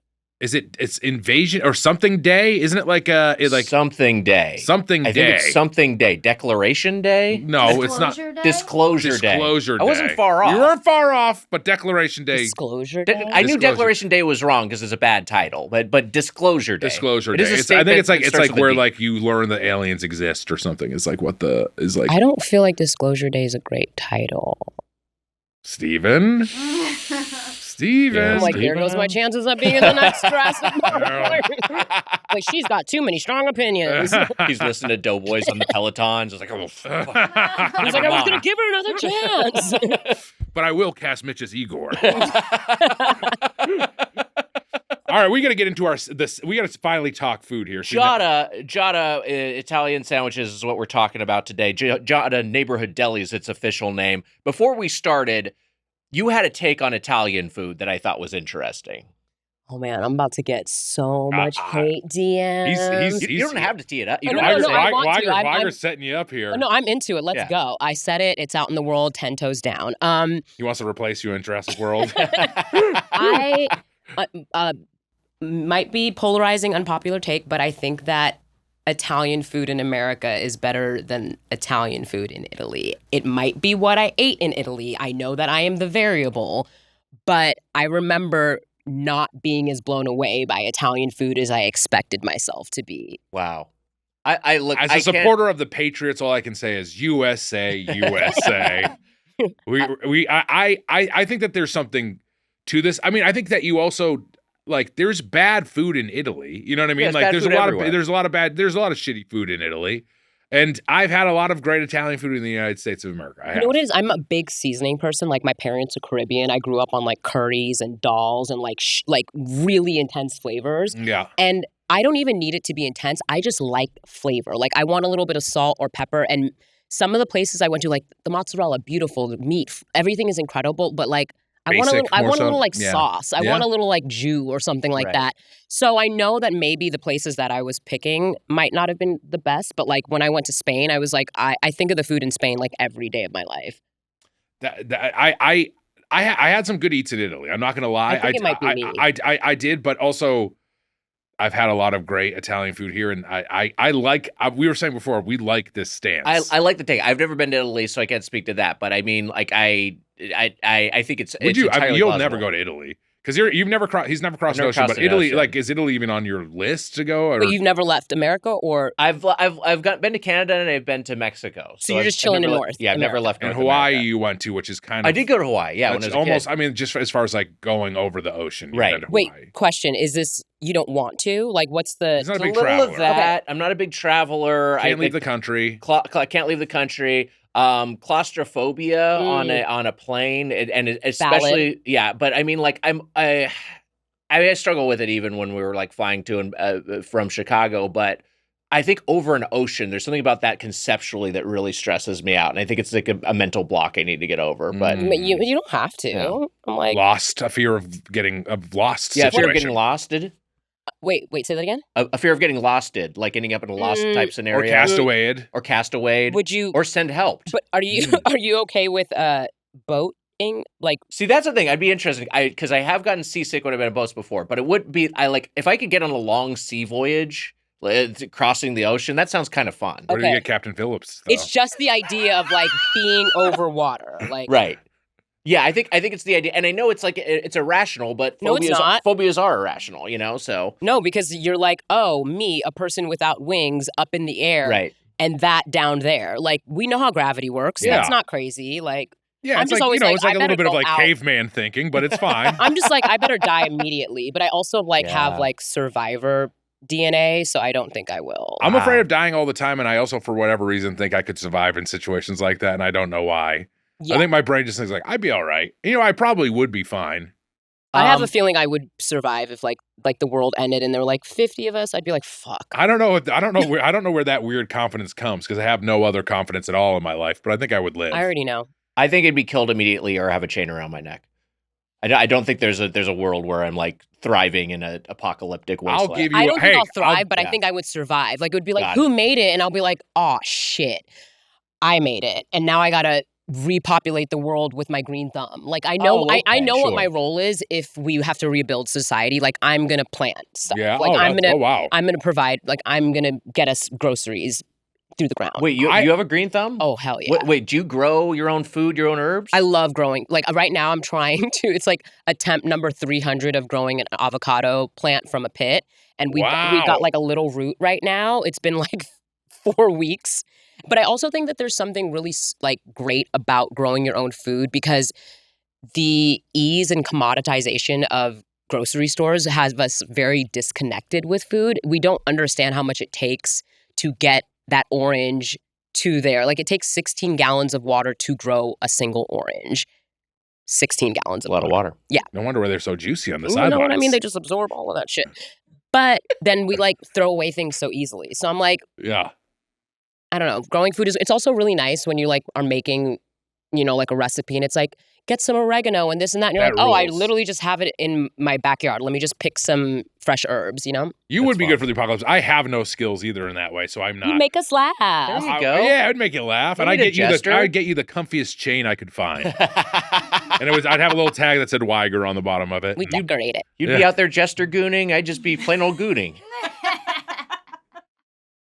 Emma, Amelia, how do you think you'd fare in a apocalyptic Man, scenario? if I was keeping you as a pet and I had to wake up when you wake up to take you to go to the bathroom, like if you were my dog and I had to fucking take you outside at whatever 4:30 a.m. or whatever. Not that early. You wake up. He's a 5. You wake up at 5 a.m. a lot of the time. I sometimes wake up at 5 a.m. What time do you go to bed? Usually pretty early. I mean, I try to have my bedtime as be 10:30. Oh, God. Yeah. That's so amazing. That's like real adult shit. Yeah, I guess so. I don't know. Yeah. But I've Going also, to bed the same time. I've literally never been able to do it in my life. You've never seen the podcast, but 3:30 a.m. last night. that's. I woke up. I went to bed even late. I went to bed very late last night. I don't want to say what time. Fell asleep watching who knows what. Woke up at like 12 and was like, okay, cool. Made some cookies. I'm not joking. I love Made that. some cookies, played with my cat, watched a true crime, watched a little bit of the Olympics, did some dishes, and then set the dishwasher and was like, great, everything will be ready when I wake up in the morning. You've listened to the podcast, but you've never seen it. Nick will put on a nightcap at some point during the episode. I will, yeah. And I'll get a little candle on a plate. Yeah. You mentioned cookies. What kind of cookies did you make? Oh, just chocolate chip, like straight from like the roll. Like That roll will get the job done, though. And I've eaten so much cookie dough in my life. I don't know how I haven't died. Like I've eaten so much batter and dough over the course of my years. And like, so I get like a big roll. I probably eat like at least one spoonful of just cookie dough before I actually make the actual cookies. I made 4 large cookies, done. Ate one on the way here today. One's left at home for later, and another dough. Like, I don't know how to make them from scratch yet, but once I figure it out, it's over for you motherfuckers. Wow. Cookie dough and buffalo wings are the two things that make me feel very old. I can get. I thought you were going to say you like them together, and I was like, that feels like indigestion. Those are the two things that I've seen the rise of in my lifetime. Like, I know buffalo wings were invented. Cookie dough. I was going to say, like, because chocolate chip cookies, there's no way that's the case. No, not chocolate chip cookies, but like cookie dough, ice cream, and things like that. Like, I saw those explode. You saw it too. Yeah. Buffalo wings and chocolate chip cookie dough. I'm like, that makes me feel old because I think to most people, they were around forever, which they have been around longer than the 80s and 90s. But in the 80s and 90s, you saw like the explosion of them. That's when like Buffalo Wild Wings was coming to prominence. Wingstop comes a little bit later, you know. I remember I've said this before, but I remember down Cape Cod having a buffalo wing for the first time and being like, what is this? This is good. And that is like an insane thing to think about. I can't remember which pizza chain it was, either Pizza Hut or Domino's, but I remember one of them specifically adding buffalo wings and that being a huge thing. I think it was gotta be Domino's buffalo wings. Yes, that sounds right. Like, I don't remember a time where I wasn't eating like.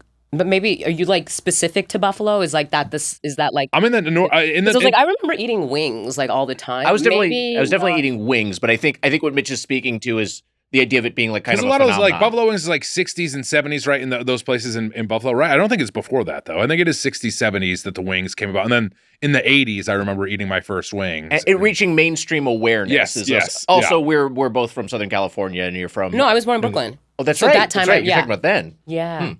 Like, I remember when I was little, like, it's also funny how, like, when you're younger, you're like, there's only 3 flavors of ice cream. There's vanilla, chocolate, and strawberry. Yeah. And then, like, cookie dough came out, and then cookies and cream. And I was like, we're putting cookies with ice cream now, guys? Like, Ben and Jerry, they're my heroes. Yeah. They're so huge. They I've got 2 created- pints in my...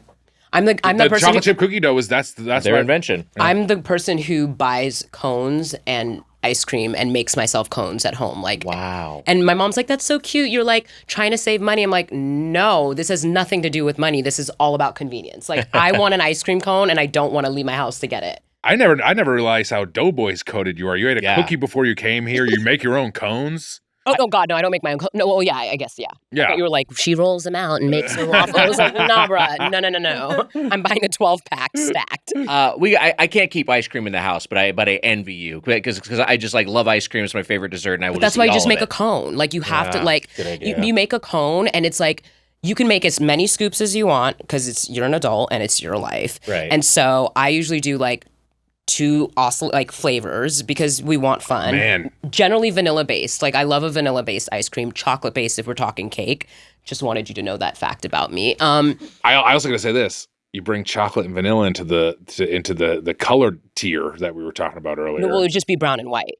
So, but brown and white, Those are pretty strong. I mean, for me. Well, are we thinking them in terms of candy, or are we thinking in terms of all like pan flavors? I think all over the board. Well, that's to me a different conversation. Well, now hold on. What do you mean? Because now we're thinking we're comparing a Jolly Rancher to sour cream. Like, what are we doing? Okay, no, you're being out of control. Oh my God, ew! I didn't even think about all the things white could be, like mayonnaise. Yeah, rice. There's a lot of things. I guess what we have to do, since I'm part of this color key now, like we have to make a color key. Yes. So it's like colors are obviously flavors, but brown would cuisine? be but pudding would be brown. Like if you're talking about like. Do you have to do like right? sweet versus savory? If we're talking in terms of Jello, if we're saying it can still fit into the conversation. Yeah, but chocolate also pudding's pretty high. Brown would be Coca-Cola. I mean, that maybe raise it to me to the top of the fucking tier list.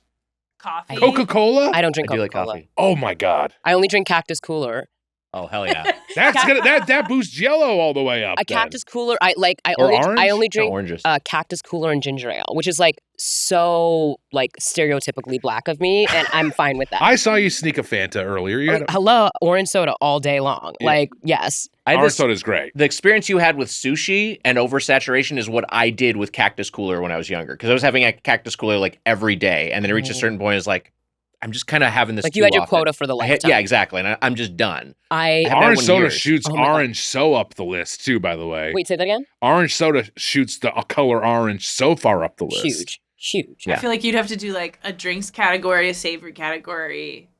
But I do kind of like a sauce category. Yeah. Don't you dare even bring sauce into this He conversation. said sour cream. And I was I'm like, very what's like- passionate about sauce. I will fight you. No, I love sauce. That's what I'm saying. It needs its own category of colors. But I do like the fact that if you have all the categories, it makes it like the stakes are so much higher. Right. Like it's so much higher because once I didn't Different, even think different of colors pudding. are going to be winning different categories. I didn't even for think sure. of pudding, but then it's also like coffee. Yeah.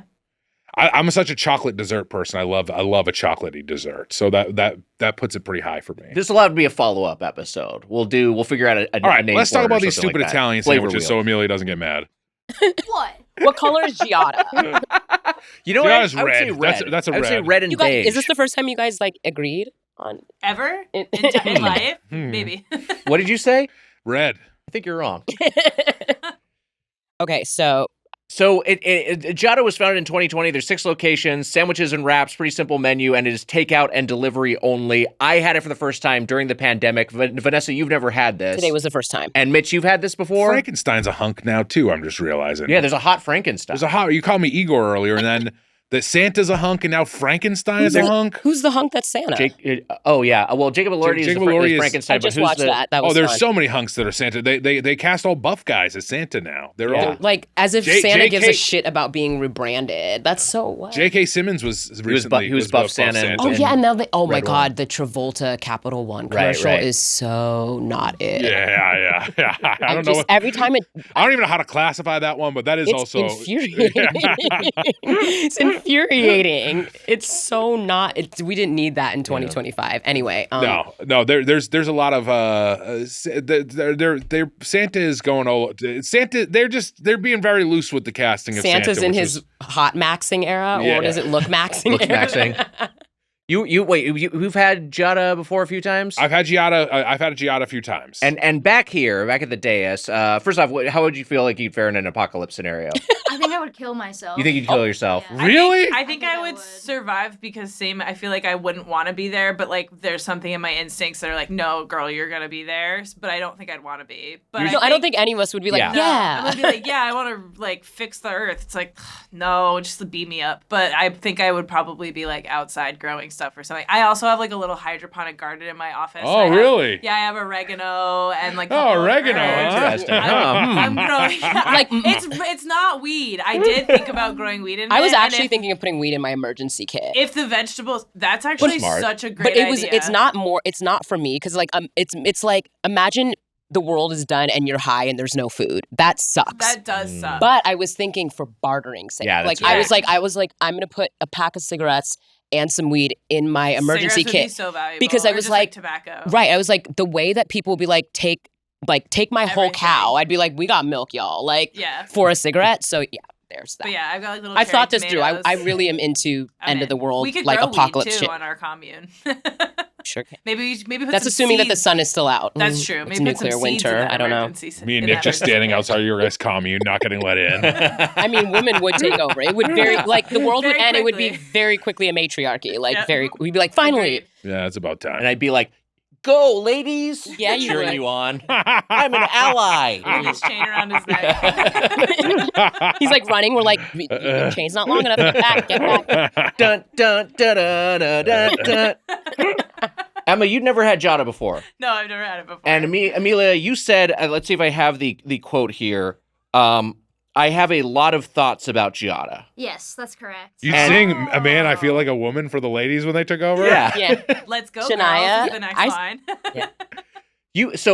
So we got to get into this because you started side texting Mitch. Who initiated this? We decided it was Together. It was mutual. a decision. So you were that we doing it. decided You're together. frantically side texting each other while we're eating, seeing if you were on the We same said page we with have Ggiata. something to say about Ggiata, and like we have thoughts on Ggiata. Yeah. And you guys couldn't keep them in. We didn't want to influence anybody. Yes. Yeah. Can But you we wanted to see if your thoughts were the same. Yeah. can we get any of the transcript, or do you just want to loosely Oh wait, what if recall? we thought? I'll what send if the we say transcript. our thoughts first and Okay, then great. see if it that- reflects? That makes Great. sense. Because what if it still affects? That's a us? great You're point. right. So I agree. Smart thinking. here's the That's thing about why Ggiata. I survive. I've had the first time I had it, it was because they were we kept getting the fucking Instagram ads, and I was like, "Fuck, these sandwiches look so good." And it was during the pandemic, and you got nothing to do but eat, and so we were like, we ordered them, and I remember getting them. No, actually, I went to pick them up because I thought it was a restaurant, and then I went there, and it was a ghost kitchen, and. You know, it was like going into the evidence room of a police station. It was like really industrial and really and so An experience you're familiar with? I've been in a few evidence rooms. But I brought the sandwiches back and they look so fucking good. And I remember biting into them and being like, okay. And I feel like that's perpetually my experience with Ggiata is that I have a lot of anticipation for it. And then I get it and I start eating it. I was like, all right. Oh. You know, I'm not saying it's bad. I'm just saying like it doesn't knock my socks off in the way I expect. Because you eat with your eyes first, and my eyes are watering. But once I actually like put my mouth on this thing, I don't know. I was just like, okay, this is a good sandwich. You know what I mean? I have a thought on why this happened, but I would, Vanessa, I'd love to hear your thoughts on. I'm a big sandwich girl. Like my friend literally got me a book that is a chapter book on sandwiches. It's like breakfast sandwiches, lunch sandwiches, dinner and dessert sandwiches. Wow. That's the chapters. It's fucking great. Love a sandwich. This is not my favorite sandwich. It's not bad. So I had the spicy pea. We all Which sounds like a really shitty rapper. I had the spicy pea dropping in November. Okay, cool. So that album, I had the spicy pea, which flavor-wise, good. You know Yeah, what? that's like a 2001 rapper. Right, Yeah, right. Spicy P. Yeah, and you're like, oh, you use auto-tune. That's really new. Cool. You know T-Pain tight. And then I also tried the caprese and the Philly steak. I just wanted to try all of it. I tried all three. I think the issue is the bread. Wow. Ding, ding, ding, ding, ding. That's what Wow. Stop. No way. That's why I knew. I was like, just let us say what we have to say Wow. quick. Because, okay, as someone who loves a caprese, Yeah. that is not, like the caprese is already, it's not bland. Like capreses are so delicious for its simplicity. That bread takes away from the caprese. It's like the sesame, it's too fibrous.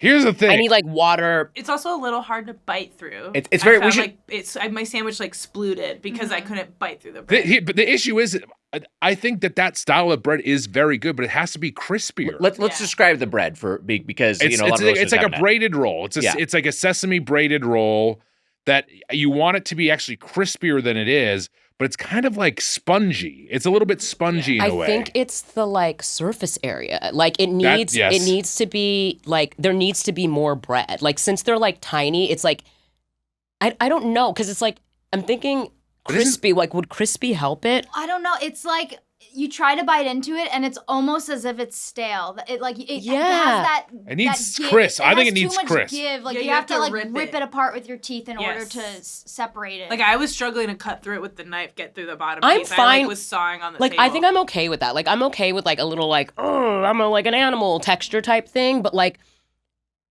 that was like when I tried the caprese, I was like, oh, the bread is what threw it off for me, which it wasn't as... Oh, man, on a vegetarian sandwich especially. Exactly. Right. I think that's what it is. I think the bread is so powerful, like standalone, that it would need more blander flavors inside of it for it to stand out. But it was like too many stars. I didn't like the Philly cheesesteak, though. Like, I didn't like that at all. It's too. The Philly cheesesteak I thought was just fine. It was a seasonal item, and I thought it was a fine execution. I think the spicy pea is not a bad sandwich, but it is that sponginess of the bread. So Amelia and I was like, read us the text. She was like, I think it's gonna be the same thing, and then she immediately wrote East Coast stolen valor, and I wrote the bread isn't what I want it to be, and then she out loud, she went, it's the same thing. And I was like, what the fuck are you talking about? It's not the same thing.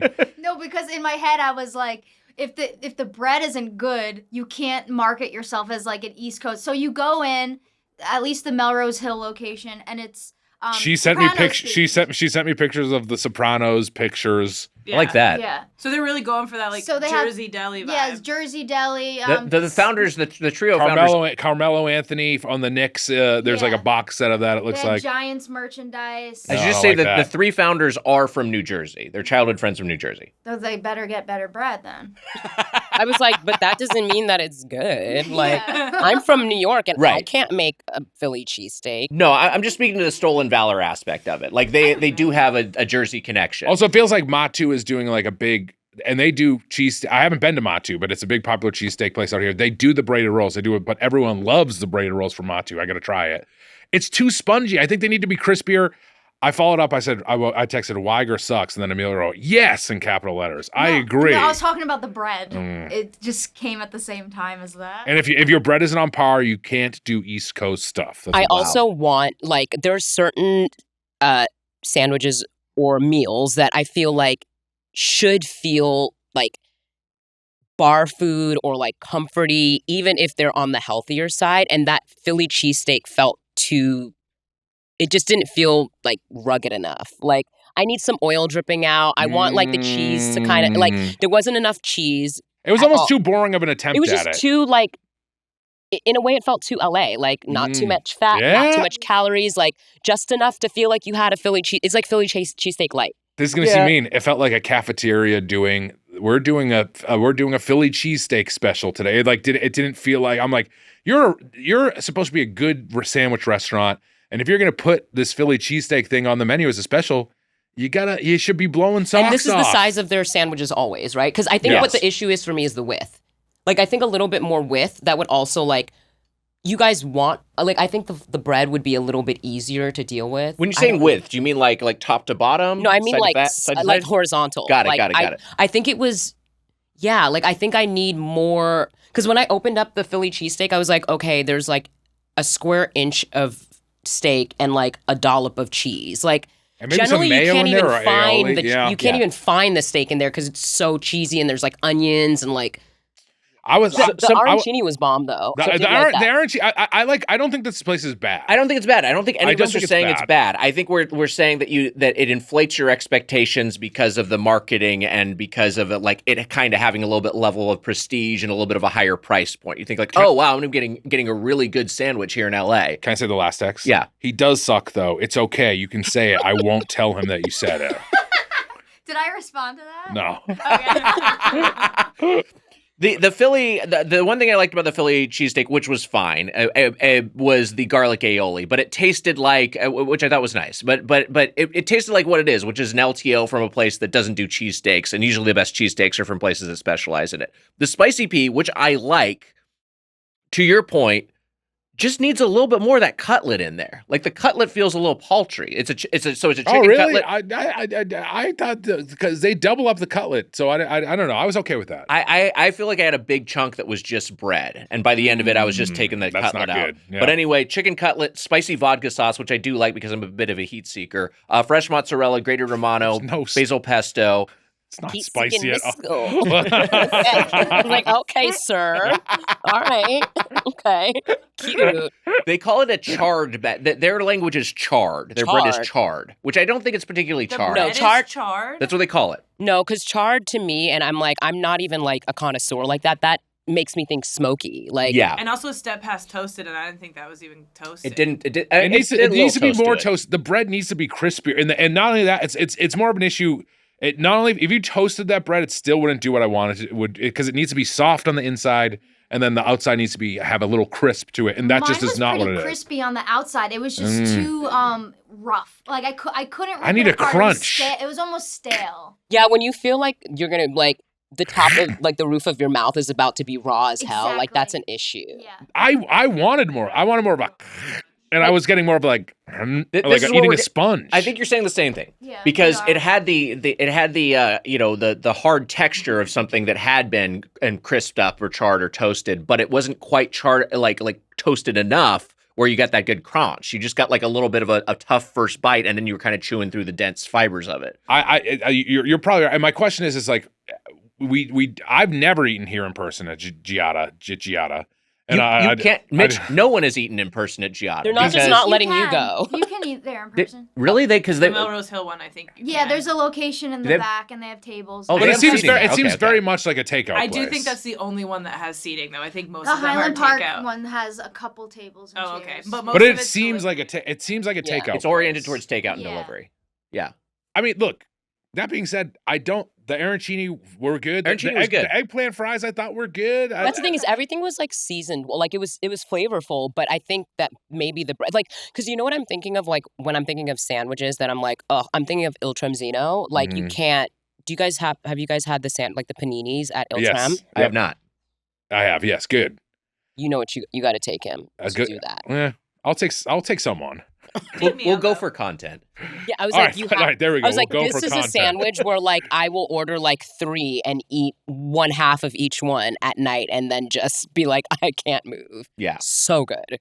Yes, another good American Italian place. The arancini, actually, they might be from Italy, right? Are they originally from Italy? I could see that. They've literally been around since I was like in high school. Like that Il Trem is like they've got one off of Ventura, then one in Beverly Hills. I don't know if they've got other ones, but those sandwiches are out. I've never even actually eaten anything but the sandwiches there. Wow. Yeah. Ggiata sandwich so bland, you could bring them over to Italy and they'd be thrilled over there. I'm gonna get so much hate mail from Italians. Oh my gosh! And their sandwiches aren't. They're not. I don't think bland is an issue with the sandwiches. I think no. There's definitely flavor. It's just we know something's off, but we don't know exactly. We know it's the bread. I think it's the bread. It almost felt like the bread needed like more salt or something. Like there was something missing. The bread was bland. You know who to bring in there? Yeah. Baker filmmaker. Let's get Mike's take on this bread.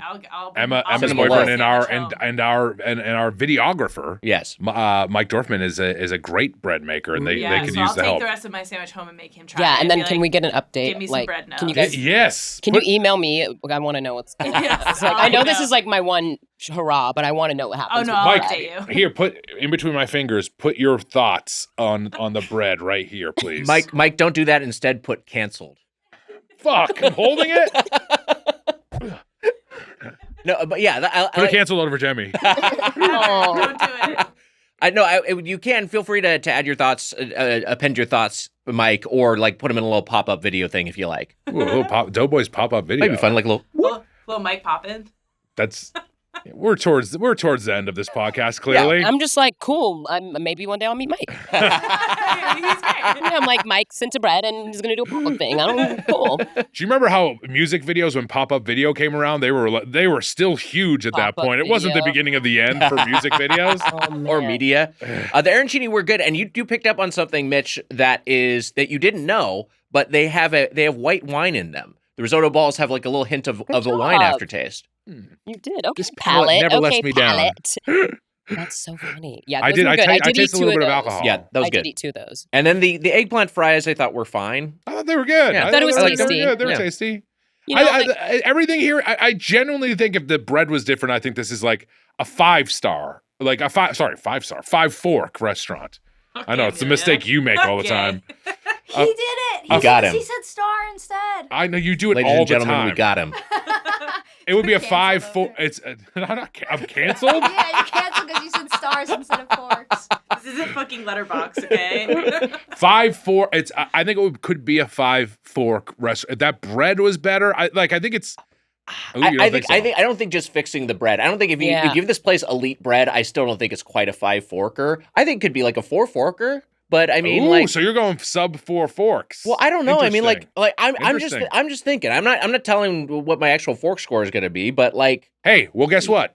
Touch cotton or get off the pot. Let's get to it. Okay, great. I actually think that if they were to because the arancini and the zucchini the eggplant was good. Yeah, I'm like, I feel like they're better at not doing sandwiches, maybe. It's a possibility. I was like, when I ate the arancini, I was like, I kind of want to see what their pastas would be like. Like, they'd probably be bomb. A bit of an indictment of a sandwich place but it is like, yeah, maybe if they had a full service Italian restaurant, that would be a better way, a better use of their talents. Hey, buddy, with our next sponsor, you'll avoid the daily 5 p.m. what's for dinner question once and for all.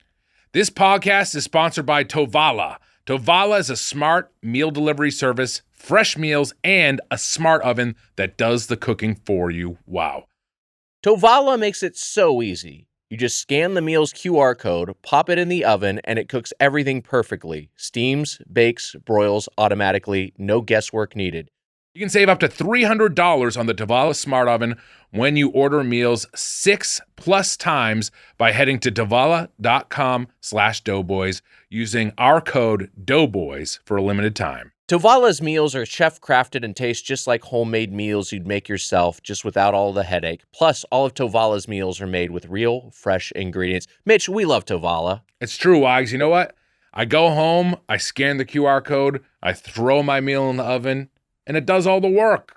Think about that. And the meals are delicious, and a lot of them are good for you. And it can save you a bunch of time, you know? You don't have to do all this hemming and hawing about what should I eat and like go through all these steps of prep. You got something ready to go that does all the work for you just with one scan of a QR code. And how much do we love those? We love them, Wags. And Tovala's Smart Oven isn't just for their meals. You can also use the oven to scan store-bought groceries like Eggo waffles, Pillsbury cinnamon rolls, and Amy's frozen meals, to name a few. And it knows how to cook them too. Wags, I heated up a few Eggo waffles in mine, and they were nice and crispy. It upped the waffle game, I must say. If you're like most people, Tovala is great because you can eat better without putting in a ton of effort. There are high-protein options, calorie-smart options, gluten-free options, comfort food, whatever you're into. With Tovala, you can finally remove dinner from your to-do list. For a limited time, because you are a Doughboys listener, you can save up to $300 on the Tovala Smart Oven when you order meals 6+ times by heading to tovala.com/doughboys and use our code Doughboys. That's up to $300 off when you head to tovala.com/doughboys and use promo code Doughboys. One last time, that's Tovala, TOVALA.com. And make sure you use our promo code Doughboys for up to $300 off the Tovala Smart Oven. Do it. Remember, with Tovala, dinner is taken care of. Vanessa, so here's what we're going to do. We're going to go around, give our closing arguments, if you will, on this particular chain, and give it a score from 0 to 5 forks. So you're our guest. Your thoughts on Ggiata, your fork score. 4 forks and above gets into the Golden Plate Club, which is a hallowed hall. Yes. I feel like I'm a really generous person and I love food, but it feels in my soul that this is a 3.5 forker. Wow. The fact that all of us picked up on one variable, which is the primary ingredient in their restaurant for the main thing that they serve as not being the best. Like, we all know what's inside of the sandwich is bomb, but that's not why you don't eat a taco just for the stuff inside. You want the casing to be dope. So I think that is too large of a variable to ignore. But flavors, bomb, great try. That something's off, especially as a sandwich lover. I'm like, it's not going to be my first place to go to for a sandwich, unfortunately. Wow. Yeah. I feel bad. Forks. You shouldn't feel bad. You shouldn't feel bad. No. And Ggiata, I'll say this. Is it, and how do you say it? Is it just Ggiata or is it Ggiata? I don't think you pronounce both G's. Ggiata. Like G-Unit? That's so funny. I need 50 to be out there promoting those sandwiches. Tomorrow. That was who was it? Ja Rule did the Greek place here. Remember he did the commercials for the. Oh right, it was very funny. Which one was that? Was it Papa Christos? I think it was Papa Christos that he did a thing for. It was very, very funny. Was this poster pre-Fire Island? I think this was Post. maybe Post to Yeah. help his image, Yeah, honestly. that's what I'm gonna go with. Also, how do you know the Jim Brooks movie he made while I was working at The Simpsons popped up on the screen for a second there? Weird. I Don't worry about it. were you watching it in here? Maybe. Ggiata, I think that you we're not going to. I feel bad too because I think it's not a bad sandwich place. And I think these guys are passionate about it. Clearly, they pretend to be Italian, at least according to Amelia. But yeah, you need the sweatshirt to prove it. I think that it's a decent sandwich, and I think that with the different bread, I think that this would put it into the Golden Plate Club, and I think they really should consider switching up that bread recipe and figuring out the bread situation because I think there's a lot of good flavors going on there, and their sandwiches have good flavors, and the vodka sauce is good. But as of right now, you're just on the outside of the Golden Plate Club to me. I'm going to go 3.75 forks. Wow, 3 forks Just 3 have to be times. more generous than me. Cool. Amelia, for audio listeners, tell everyone what your sweatshirt is. I think you described this before. It's the one that says Italian. Italian. I can't And then even under read it says Italiano. You're trying. Don't read it from the monitor. Read it from your shirt. Descent. It says Italian. Wait, and then we Yeah, have to. Emma. Okay, wait, hold on. Help 'em out. Okay, so listeners, it's a sweatshirt, but it's in the form of like a dictionary definition, Yes. and so it starts with Italian, and then it goes into like Italian, with the little parentheses of Italien. How do you say it? The noun 1, a person of descent of there's a flag of Italian descent. 2, consumer of massive quantities of spaghetti and pizza. 3, blessed with good looks. 4, strong believer in, I'm gonna guess family because it shows a mom and a little bambino. And then 5, known to be a lover, not a fighter. 6, famous for great works of art and literature. It's Italians can do everything. And then According to the sweater. 7 Yeah. was pardoned for January 6th. I was going to say on the back it says Trump 2028. Wow, what a That sweatshirt. was It's my like- first time reading it, actually. I just read the first word. I like that you and try to I read it for got the first time backwards in the monitor. Yeah. Confidence It's not is even key. backwards It's not in the monitor. backwards. You were having that much. All right, we'll talk about this later. Small type. Also, are they lovers, not fighters? I feel Yeah, like I raised an I eyebrow. was like, what? Maybe Italian Americans are fighters, not lovers, because I feel like they'll fight you. They're for definitely your fighters. Yeah. And they're Also, too, and they're not fighting Italian people. They're fighting Irish. everyone They're else. fighting everyone else who's not Italian. I'm curious to see whether or not once this episode comes out, if like you're gonna get an influx of people like, finally someone brought up the bread. Like someone out there is thinking exactly what we're thinking, guys. It's the bread. I You It's- can't don't have doubt like we're like a litmus test for it. There's 5 of us. You weren't down with the bread either, right? I've gotten so picky about bread because like my like Mitch said, Mike makes bread all the time. So I eat homemade bread all the time. So I'm so picky, and The fact that none of us talked about this before, that there's 5 out of 5 people were like, yeah. So that means we're the focus group. Yep. It's bad. It's we've proven it. I believe. The fork score so far, 3.5 from Vanessa, 3 forks 3 times from the Spoon Man. What say the dais? Where would you land with forks? Emma? I would say I'll say 3.5. You say 3.5, Amelia? I would say 3.25. You say 3 forks 1 time. Yeah. I'm a bit staggered here because I wasn't quite expecting to land where I land, and I certainly wasn't expecting to be the outlier. But I find this place just consistently kind of disappointing. And we've had it for like I've had jobs where it's been part of like a work lunch order, and like you get like one of the wraps, and the wraps are like boring but fine. It's like pure sustenance, They you know do what I get mean? it for the headgum hunks. The headgum hunks love all it. the time, yeah. Yeah, they come, they order lunch, and then they go home. Yeah. They high five. Yeah, Maybe they don't eat the bread though. it's That's why they're like high-fiving Their about how homes, much bread yeah. they threw away. They don't eat carbs. By the way, it's insane how empty the office continues to be. It was when I got here at 2 p.m. Emma got here. The only person here was the CEO, and he let Emma in and then left. It does look like- because the door's broken. This is a well-oiled machine here at HeadGum Studios. It does look like a scene from like The Mist or some sort of Stephen King, like post-apocalyptic. It always in HeadGum. It's very post-apocalyptic. I just like every time I order this place, I'm like, I kind of wish I'd gotten something else. And I also don't think it's bad. You're gonna piss the hunks off. I don't think it's bad, but I also just doesn't knock my socks off in the way that I would expect for a place of this pedigree and reputation.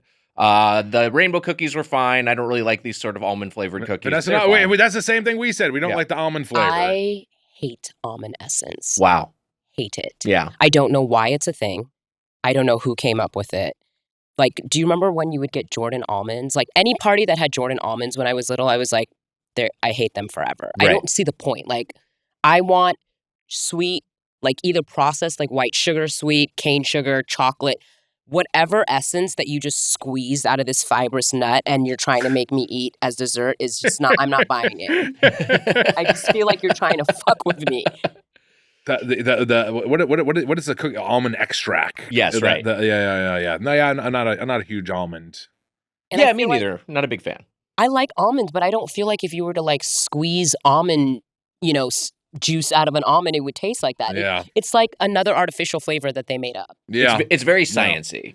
It's gross. And all that said, I'm not going to give this place a bad score, but I'm not going to give it a good score either. And I'm just going to give it a score. I'm going to give it right where it belongs as far as I'm concerned, which is lower than everyone else, but still 3 forks. Okay, so the average is basically like 3.3 forks. Yeah. Essentially. Yeah. Which is tough for like a place that is considered a big sandwich place in LA. But hey. They're doing fine. Yeah. I got their black and white cookie there once. Okay, talk about it. It is not an authentic black and white cookie. It is trash. It's just it's not. They just took a random. I don't even know what flavor it is, but they just made the icing look like a black and white cookie. and black, and it's just not. Like it's not now, What a if you had bummer. told me that before, I would have given them 3 forks. Oh, really? Like legit. Honestly, I almost Like, do you see ordered my one. hands? I'm like pissed. I'm like, excuse me, black and white cookies. I almost added. If it's one to an orders, I'm authentic glad I black and did. white cookie, you have Macaulay Culkin, Blow, and George Wendt in the storefront. Why? I think, is it Froman's in the Valley? They've got like the best black and white cookies. What I've is heard. it? Froman's. Oh, yeah. It's Yeah. shit's bomb. Yeah. Wow. It's so good. I just feel like if you're gonna market yourself as like, Sopranos memorabilia, New York, New Jersey stuff, you gotta have good black and white cookies. You gotta have good bread. But here's the thing is, to someone who's never had a good black and white cookie, you have nothing to reference. So that's good. Yeah. You can only know if it's bad if you've had a good one. That's Like true. the minute you said that, I got deeply offended. Mhm. Yeah. I just wish it had more. I wish of you had a- bought it so we could try it, but you were Yeah, like, fuck true. that. If it had a more of a New York, New Jersey deli vibe as opposed to this elevated LA thing that they're trying Right. to go for, then my score would probably be higher. This place is like a Magnum condom on a regular sized dick. It's like, look what I got. And you're like, okay. You're like, false advertising. Yeah. What are you doing? Hey, we can wear whatever we want. And it's funny sometimes. This is where he starts crying, huh? I got a text from my sister that just said, Mom thinks the plane rules don't apply to her, so I don't know what's happening on the flight. Love this. She's in the cockpit. She's gonna be on a TikTok. I'm like, uh-oh. There is great. What's mom's doing?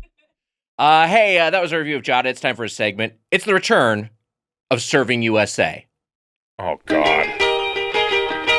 If everybody had a portion across the USA, then everybody'd be serving like California burritos. You see them snacking from baggies and eating Sandos too.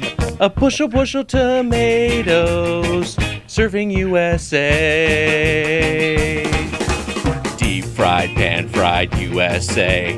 Deep fried, pan fried USA. Come on, Mitch. Deep fried, pan fried USA. Deep fried, pan fried USA. Deep fried, pan fried USA. Deep fried, pan fried USA. Everybody's gone serving USA. Okay, so the rules of Serving USA is Mitch and Vanessa must guess the amount of servings per container for a given foodstuff, and the closest guess wins a point for that round. Oh my gosh, I love games. Let's go. I love how your singing voice goes from a 12-year-old boy asking his crush to go to a pool party and then to a guy on trial. Puberty hits everyone different. Beach Boys are a tough lift locally. Yeah, it's a lot of falsetto. All We're right. almost done. We've had such a good time talking to you that we've gone forever. But this Look stupid how segment. uncomfortable I look. All right. First up. Oh, it's there. Oh, we got a visual here. Totino's pizza rolls. Mm-hmm. What do we do? So here's what I will guess that I will give you the number of servings per. I'm sorry. I'll give you the size of the package, and then you guess how many servings that translates to. Got it. So if it's like a Gatorade, and I say it's 16 ounces, and it's 2.5, you can guess 2.5 servings. Got it. I was like, rules understood. Yes. Totino's pizza rolls pepperoni. This is a pack of 50 rolls. How many servings are in a container of 50 rolls? Each of you can guess. I'm gonna guess. I'm gonna say 10 servings per 10 container. servings. I'm gonna say 8. Vanessa gets it on the dot. 8 Whoa! servings per container. I was 6 like, rolls there's to a no way serving. Americans are just eating 5. Like, No, that's eating where more. my head was at too. All right, next up, Entenmann's chocolate chip cookies. Is that 2 points for getting it on the nose? We haven't established that rule for Serving USA, but we can. Oh, sure, yeah. Let's be guys, loose with it. Why there's not? Nothing. You brought it up. Guys, I love this. Okay. All right, so we need Don't to ask questions you don't want the answers to. Amelia, we should make a note of this too. This is the Vanessa Chester rule that you get 2 points. BLC. The VLC. The VLC. Yeah. If you get it on the dot. That's cool. It sounds like DLC, which is a video game term. There's also a That's software true. that's a VLC program that will fix like corrupted audio and fix corrupted videos. I've used That's it what I do. many times. I fix corrupted things in the world. That's what I do. It'll fix Doughboys. If you download it, we'll fix Doughboys audio. It's actually the one thing. You guys, it I can't used fix. to fuck these box of chocolate chip cookies. Wow. This is I mean, these I like Entenmann's. Like this excavated some shit. I was like, I used to eat those a lot. Okay. So we don't have the count of cookies because it's packaged by weight, but this is a 12-ounce package. Damn, that makes it so hard. And but servings will are servings in ounces or are they in numbers of be a cookies? cookie. Servings is just a number, so it's Okay, like how many servings per container. Vanessa, you can go first. I Wait, went like, first are we last saying time. how many each or? How many servings total, not how many are in a serving. Oh, okay. How How many? many servings are in the box? Yeah. Oh, that's tricky. Yeah, that's like reversed. Can we guess, sir? Can we guess per serving? Yeah, we can, and then we can just figure out the math from there. Yeah. I think I listed the serving. Yeah, I have the serving size too. So if you want to guess that, that's fine. Or that's fine. My brain just exploded. I'll try to do. Want me to go first? Yeah, you. Oh, I'm gonna say 2.5 per serving, and then I'm gonna go. Diabolical to make a cookie serving 0.5. I No, know, but I think but I he's feel like absolutely right. that's Yeah. that bullshit that they would do, and then I feel like there's 12 servings per container, Okay. but there might be more. Fuck, I may have fucked up. Fuck. I want to say 2.5, but you already said it, so I won't. Either 3 or 2. I yeah, think exactly. I think you might be on it. Too. I think it's one. I'm gonna go with 3 just for, switch it up. 3 and then 11 servings. Oh my This god! is unbelievable. You got both exactly right. 11 servings of 3 cookies apiece. Guys, do you see what I'm saying when I say a snack? Yeah. Like, yeah. Is that 4 points? You have 4 total, but I feel like for that one round you should get 4. I think you should get an points. extra point. why? Okay, fuck because it. you got Oh, the great. serving correct because you got the serving and the serving size. I love on the VLC. head. Wait, is it VCL? Is that what it is? VLC. VLC. Don't hate on my rule because I'm winning. So Vanessa It can just be 2 Vanessa points. Lee. It's fine. My middle name is Lee. What's your middle name? I was wondering that because you have 2 first names. I have a tricky middle name to guess. Do you want to guess it? Does it start with an M? You're getting everything right. Can- I'm gonna be freaked out if you get it. Starts with a D. Can I give you a hint? Because it seems like you're a basketball fan. Oh yeah. I don't know if you're up to date. If you took his middle name and his last name, you would have a current NBA player. Oh shit, that's really fun. Oh fuck, wait. His middle name? That's right. He is You'll get this player is an all-star. and if you get this, you'll get 2 more. No, I literally I can't. I'm just thinking Mitchell, and I'm like, I can't think of anything. I don't think it's gonna happen. Donovan Mitchell of the Cleveland Cavaliers. Okay, yeah, no, I didn't. But I pronounce Okay, it Donovan. Donovan? Donovan Mitchell. Yeah. Donovan Mitchell, yeah. Michael Donovan Mitchell. Donovan, you sound like a love interest from like an anime in the 90s. Like Sailor Moon. Yeah. Like Sailor Moon would be into. She's like Donovan from Jupiter, and like you're the greatest. All right. How old is Sailor Moon? She's old enough now. Yeah. Like that was my girl. Anyway, okay, so I clearly know a lot about snacks. Yeah. Like what I told the FBI, drawings don't have an age. So Yikes. That's the evidence room. All right, next up, Annie's Shells and White Cheddar. This is a 6-ounce box. Ooh. How many servings per container? Oh, man. This is tricky. It's like I'm not You even can go first. I'm not even thinking about servings. I was literally like looking at this and it's the first thing that popped into my head? Constipation. I had so Like much. literally it was I like totally constipation. No, totally. I had so much stomach problems when I was younger, and I was eating Kraft macaroni and cheese Of like course, every other because night. you were just like, yum, the commercials, but then your body was just like, but also I'm like, I think that our generation, like, we look so much younger than like Gen Zers, like the fucking Flintstone chalk vitamins with red dye number 40 and white cheddar Annies. Like, we're never gonna die. All those preservatives. Like, we're good. We are so good. Like, That's and also if you missed dinner like growing up, like I could make mac and cheese. Like I was making mac and cheese a lot of the time. Do you remember I was very constipated. A very fat thing I did once is I went to Carl's Jr. I'm just giving one example of a fat thing I did as a teenager. I went to Carl's Jr. and I got a double Western bacon cheeseburger combo, large size with a Dr. Pepper. I think they had Dr. Pepper, right? Whatever. If they had Pib, it was Pib. I brought that home, and then to go with it, I made a box of macaroni and cheese and ate all of it. just like not one real like calorie of sustenance. Yeah. Just pure plastic. All garbage. That's fat as hell, my man. Yeah. We all like lived on those bacon Western. That was so. I was like, what do you mean you got onion rings with barbecue sauce on a burger? I will be in that drive-thru every day in my Chevy Blazer. Love and it I so was. much. Thank you, Small Soldier. Mm-hmm. The Burger King Small Soldier meal isn't That's the rodeo burger. Yes, The rodeo burger. But the Western bacon cheeseburger is the one from. Did it precede Carl's it? Jr. Yeah, Carl's Jr. was first. Oh wow. Okay. All right. Because we had Carl's Jr. out here. I remember getting it as a kid before Small Soldiers. All right, this is the Annie's Shells and White Cheddar. Okay. Do you want to go first? I've gone. Yeah, you've gone first. And okay. Well, you've had good luck going second if you want me to go. So I have to say, this is a 6-ounce box. How many servings per container? I have a thought in my head. Do you want me? Want me to go first? I could just do this and not hear you because I'm like, my brain is thinking so much, it's not doing anything. I think that there's 4 servings in this per container, which maybe is too low. Yeah, it's funny that 6 ounces. This is consistently a meal for one. Yes, and then but it's always feeds more than one. Yeah, I was gonna be like 6 ounces is like, but I'm thinking of like liquid ounces. So I'm thinking of a cup. It's. I mean, like if you. Also, if you make a box of mac and cheese, you can fit it in like a small bowl. You know what I mean? You can still put almost all of it in a small bowl. Yeah. But I'm going to say 4. I think 4, around 4. 4. I don't know. I'm just going to say like it's either 2 or 2.5. That's just the numbers that are in my head, but I feel confused about this one. Do you want to pick one? Oh, God damn it. 2? You are going to win, but with 2.5, you would have gotten it on the dot yet again. Well, I knew it was 2.5. You did say it was about a cup. A cup is a serving. Yeah, a cup is a serving. So I did kind of get it. Yeah.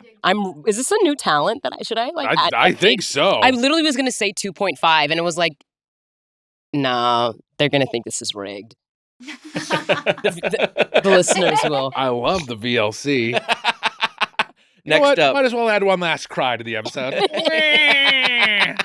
Ew, I hate Coke. This is You Diet hate Coke. I hate, and I don't, here's the thing is, if I'm going to drink, I do not drink diet anything. I have this can here. I'm covering it up so I don't look. Well, it's a can. It doesn't matter. That's a 2 liter. This is a 2 liter. All right, But also- Can I look? Diet Coke. Yeah, you can look. I can look at this? Yeah, Yeah, it's not going to it's a affect single anything. serving. Yeah. That it's more than one serving. Fuck, one big can. problem. Yeah. Always drink regular, don't always drink regular soda. Don't drink the fake zero and the like diet ones. I mean, I still love a Coke Mini. I will. That's my favorite. But I'm just saying, okay, so they say Coke Zero, but like Oh yeah, it's not 0 calories because you're ingesting something. Oh yeah, it's fake sugar. They've said that like the fake sugar is just is almost as bad for you as the real thing. Well, no, but the reason why the fake sugar is bad for you is because you get the taste of sugar, but your body isn't actually getting sugar, so then you over crave it, and that's when you lead to binges. So like, throw some real sugar in there. Like your brain needs it. So don't have to tell me twice. I pull out a bag of sugar. Yeah. It's like, would you like some Splenda for your... What was your alternate pronunciation of aspartame? Aspartame. Like it's fucking Greek. That sounds like a beauty, like a it's gorgeous. cream I'd put on my face. I like it. I do like an aspartame like dip before I like go to bed. And then I called it La Colombe because I just like adding syllables, I guess. I think, and you know what, I'm going to call it Ggiata because why not? Oh, yeah. Ggiata. Linguistics is descriptive, not prescriptive. This is a 2-liter bottle. 2 liter. Okay. 2 liter of Diet Coke. Who's first? Mitch? I'm over here like 2 liters equals how many quarts and how many pints? Okay. That doesn't matter. I think it's going to be smaller than you think on this one. I'm going to say... You about to unzip your fly? I'm going to expose myself to win Serving USA. It's like, I'm already in the really hole. Drastic. I'm going to say that this is... Come on, I got to get some VLC. 4 servings per container. Mitch says 4. Come on. Or is it just going to be 1 bottle like this was 1 can? Is it going to be some bullshit like that? It's not 1 bottle. It's more than 1 serving per container. This sucks. I literally just had like a liter of Cactus Cooler in my house and didn't look at and I didn't finish the whole thing. I was like, I feel like that number would be way high, but I don't know. Finish a whole fucking liter of soda. This is a 2 liter, so this would be more. But I'm saying I was saying for a Cactus Cooler, something that has full sugar. Oh yeah, I then think it was the a 2 serving liter. Size would be. It was a 2 liter that I had, but it got flat by the time I finished. Oh yeah. Okay, you guys. I know that used to be my week. It used to be that. Oh, there was flat orange soda is the worst thing. You can drink. Rough stuff. Like it's Dimetap. Okay. Dimetap. Coke. I don't fucking know with this one. This is tricky. I don't know. I'm just going to say the first number in my head, 5, and I don't know why. It's just 5. Vanessa gets it again. God it is. Are you fucking kidding me? It is 6 servings per container, so you come closest. Oh shit! I'm good at numbers. I'm getting fucking destroyed over here. Next up, there's more. Mitch. To your point about Cactus Cooler, this is a thing to consider because I've had good guesses. the next thing is God damn it. Coke Heavy. Serving size for a 2-liter bottle of Coke Heavy, so the same. All right, Mitch. Bottle size. Coke Heavy? Is that what you call it when it's not the diet? That's what we call it. I'm gonna go 12 servings per container. Damn it. Mitch says 12. Oh, okay. My brain. So it's the same size as the previous one. I don't like this. Oh, I see what you did. I get what you did. You're smart. Oh, I see what you did. Yeah, you doubled the non-diet version. Okay, I see you. Old Mitch got some tricks up his sleeve. I'm like, do I do the old prices right, like right above you or right below you? I don't know. I'm just gonna go with 11. I don't fucking know. God damn it! Don't be right. It's the same as the Diet Coke. Yeah, there's the. Oh God damn it! This was a trap that Amelia laid for you. It is the same. It is the same serving size as the previous one. It's little. So Vanessa gets a point because she was 1 under me. She was closest to 6. God damn it! Sneaky. Add that It's a sneaky trick to that. question. What's the Put score? fucking- It is 7-0. Put sneaky little fucker on that Italian sweatshirt. All right, 2 more. Oh shit. Hidden Valley Ranch dressing. This is a 24 fluid ounce bottle. Ew, disgusting. I fucking hate ranch. You hate ranch. Wow. You do have opinions on sauce. We've had so much fun up until this point. Get the fuck out of here. I've always been like a very light. Like I was really into Thousand Island when I was little because I was fucking kid, you know. But I just like balsamic vinaigrettes. Like I'm very light dressing and ranch. Like never into it. When people would dip their pizza and like wings in it, I was like, why? We love ranch. I love this stuff. But on a salad, I agree with you. I usually like a lighter dressing. Anyway, I got 12 servings per container. I'm going this for is it. making my stomach turn. 12 servings. Come on. Our buddy, I got it. Mitch, we had him on the podcast before. Joel Boyd was in a Hidden Valley Ranch commercial and had a straw that he was drinking directly out of a bottle of ranch. Jesus. It was actually ranch. Yeah, it was actually Sounds ranch. like some Funny or Die bullshit. They couldn't put like a white milkshake in there, a vanilla milkshake in there or something? I believe it was ranch, but I could be wrong. We talked about it on the episode. No. You would have to give me like a flat vanilla milkshake with like confetti. Like I'll just eat confetti. like not confetti, like sprinkles that look like a seasoning, and I'll just sip that shit. Like I'm not. I'm like mad looking at the ranch bottle. Okay, can you tell I'm like so triggered? They're like, Vanessa completely spiraled out when we put the ranch up. 24. I mean, I'm gonna go with like 20 servings. Vanessa wins this one. It has what the fuck? 24 servings per container. One per ounce. I was gonna say 24 because I was like, there's no way that they're gonna have you like. I thought 2 ounces would be a fucking serving. God damn it. No, they always under you for like high fatty things. What, the serving size on this says 30. 30 what? I think this is probably, is that in metric? But the servings per container is 24. The 24, yeah. All right, one more. Hey, a little Jurassic Park homage. Some Tyson Dino Nuggets. I'm like, oh, a T-Rex. I understand this. Are you, you're just seeing Jeff Goldblum in all of these. I'm like triggered. I just start screaming. This is a 1.8 pound bag. So how many servings are in a nearly 2 pound bag, 29 ounce bag of Dino Nuggets? Wait, say that again, Wags. This is a 1.8 pound bag. Oh my God. Lot of fucking shaped meat nuggets. That's a lot of imprinting dinosaurs. Oh, I never got into the custom nugs. I was always like, I like a thing that just looks like a nugget. When it starts looking like something like this, I just know I know it's processed. I understand it, but intellectually, yeah. But this is like I'm very much like I don't like boneless, skinless chicken. Like I've always been like, give me full fat. I want bone. Like, right. I'm eating, like, I'm chewing on the cartilage. I'm eating, like, all the things. Like, I was always a little tough for me for a while, but. Oh, no, I'm Caribbean. We basically, like, crack the bone open and, like, eat the marrow. That's maybe why I never get sick. I don't know. Let's see. I'm going to go higher on this one as my guess. Looks like there's a Are you closing your garage or looking up Tyson Dino Nuggets? Amelia, I'm going to go with the number of the Italians' favorite president, 45 for Donald Trump. 45 servings. You're saying 45 servings in this bag. Is that insane? It's a pound. It's almost 2 pounds. Yeah. I don't know. It would be if we knew what the serving size. Fuck. No, 45 is too big. God damn it. You want to revise? I'm fine with it. I don't care. Okay. Because there's probably like 50 nuggets total. All right, I'm gonna go 21. I'm gonna go 21. 21 servings. 21 is Mitch's guess.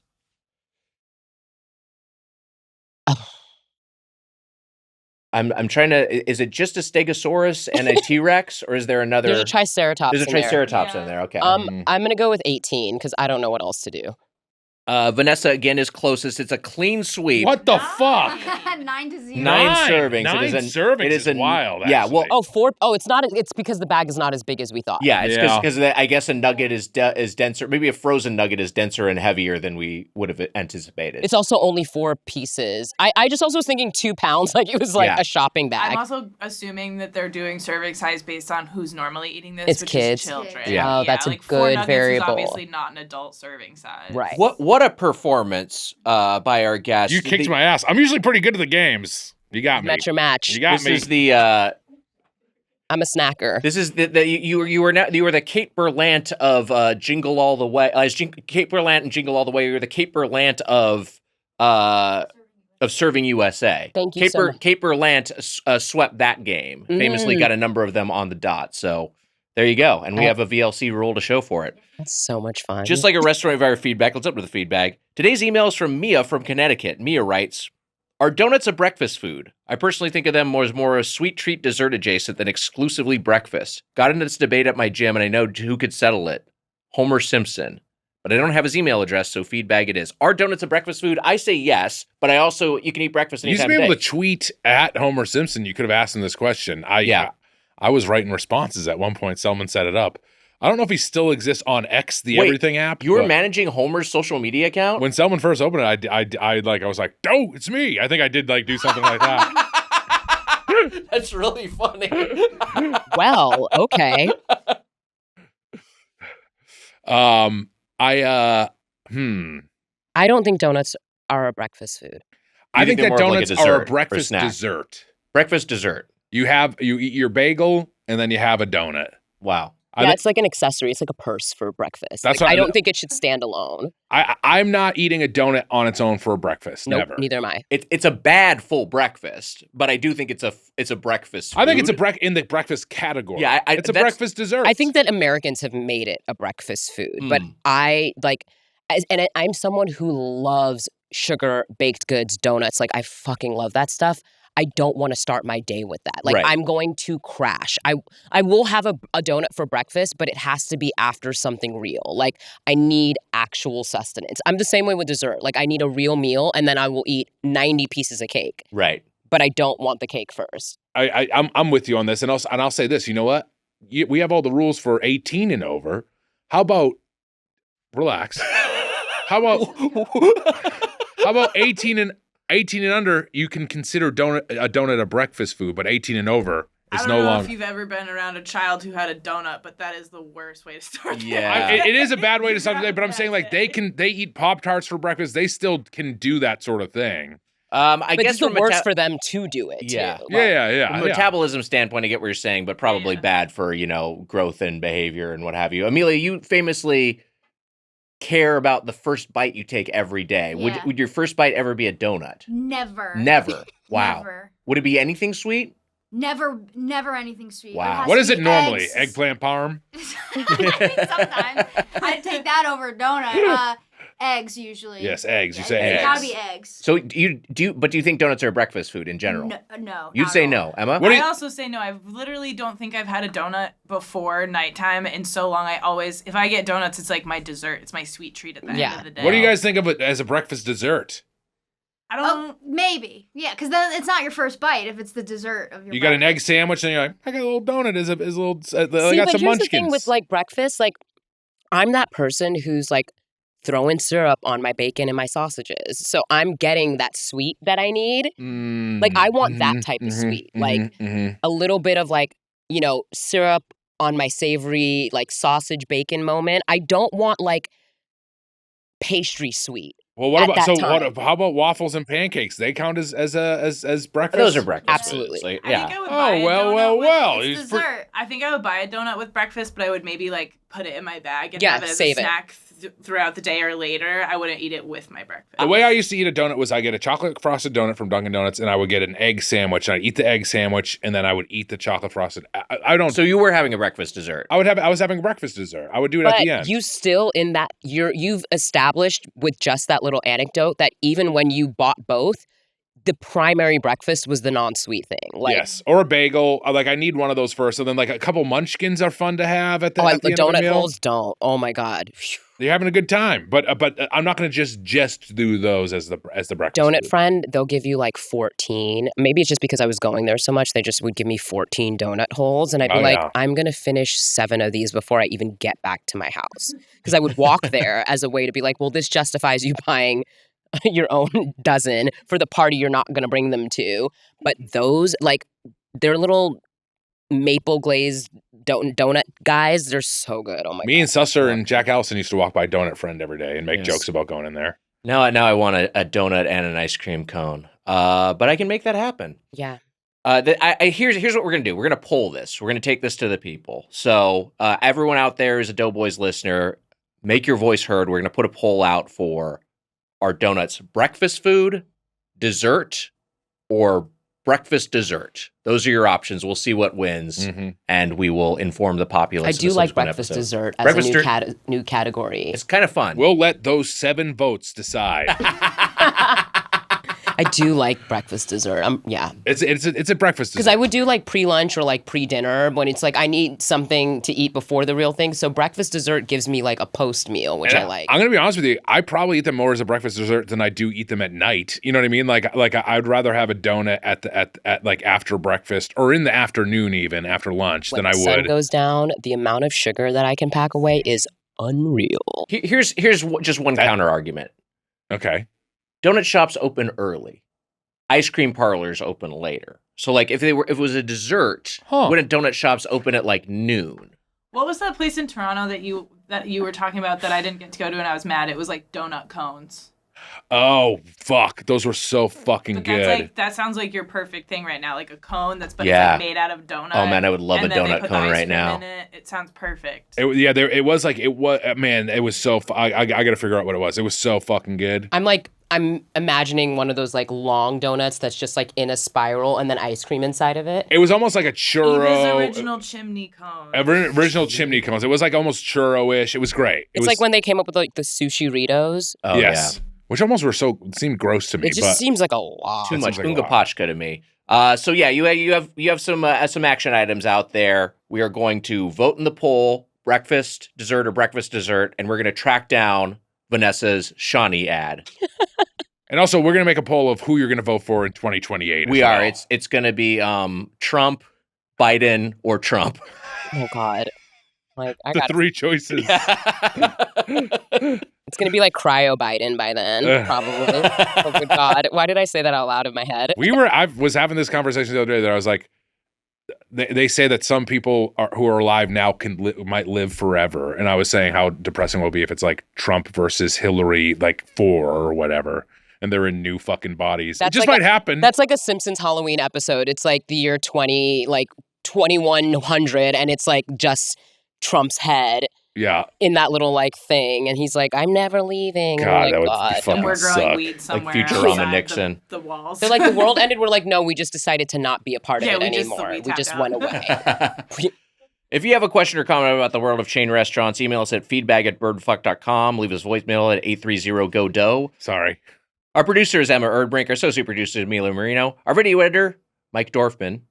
Doughboys Apparel at kinshipgoods.com/doughboys. And the Doughboys Double, our weekly bonus episode, plus our entire back catalog over at patreon.com/doughboys. Vanessa Chester, what a hoot. Thank you so much for being Thanks here. for having me. This is the best fucking show ever. Like, Oh my God. just like God talking bless about you. food for, could you see how amped I am? I'm like, This is like you guys don't want to kick it till midnight? Like, you don't want to get dinner? This is not how the show goes. I feel like we always need to hibernate after this show is the other part of it. We now hate doing this, sadly. It's destroyed us. Napa Boys is in theaters. Wait, that's a strong way to end. It's destroyed us. End on a happy note. We've gone and done double episodes in a day. It's too much. Look, here's the thing. Mitch has just declared he hates doing this. So support him and Vanessa in their new film, Napa Boys, on February 27th in theaters. It's true. It's so good. And let's squash the beef with Armin and Bug. Let's squash the beef with Armin and Beef. Let's squash the beef with Armin and Bug. That's part of the beef. Yeah, Keep get calling them it on beef. here and then ban them again. Also, thank you for saying the podcast was good and lying like you did earlier. Yeah, that was about really me as an kind. You guys actor. Venmo'd me to do it, so Yeah. that's why I did it. You're a Did great it go actor. through? I'll send the other half. Thank you.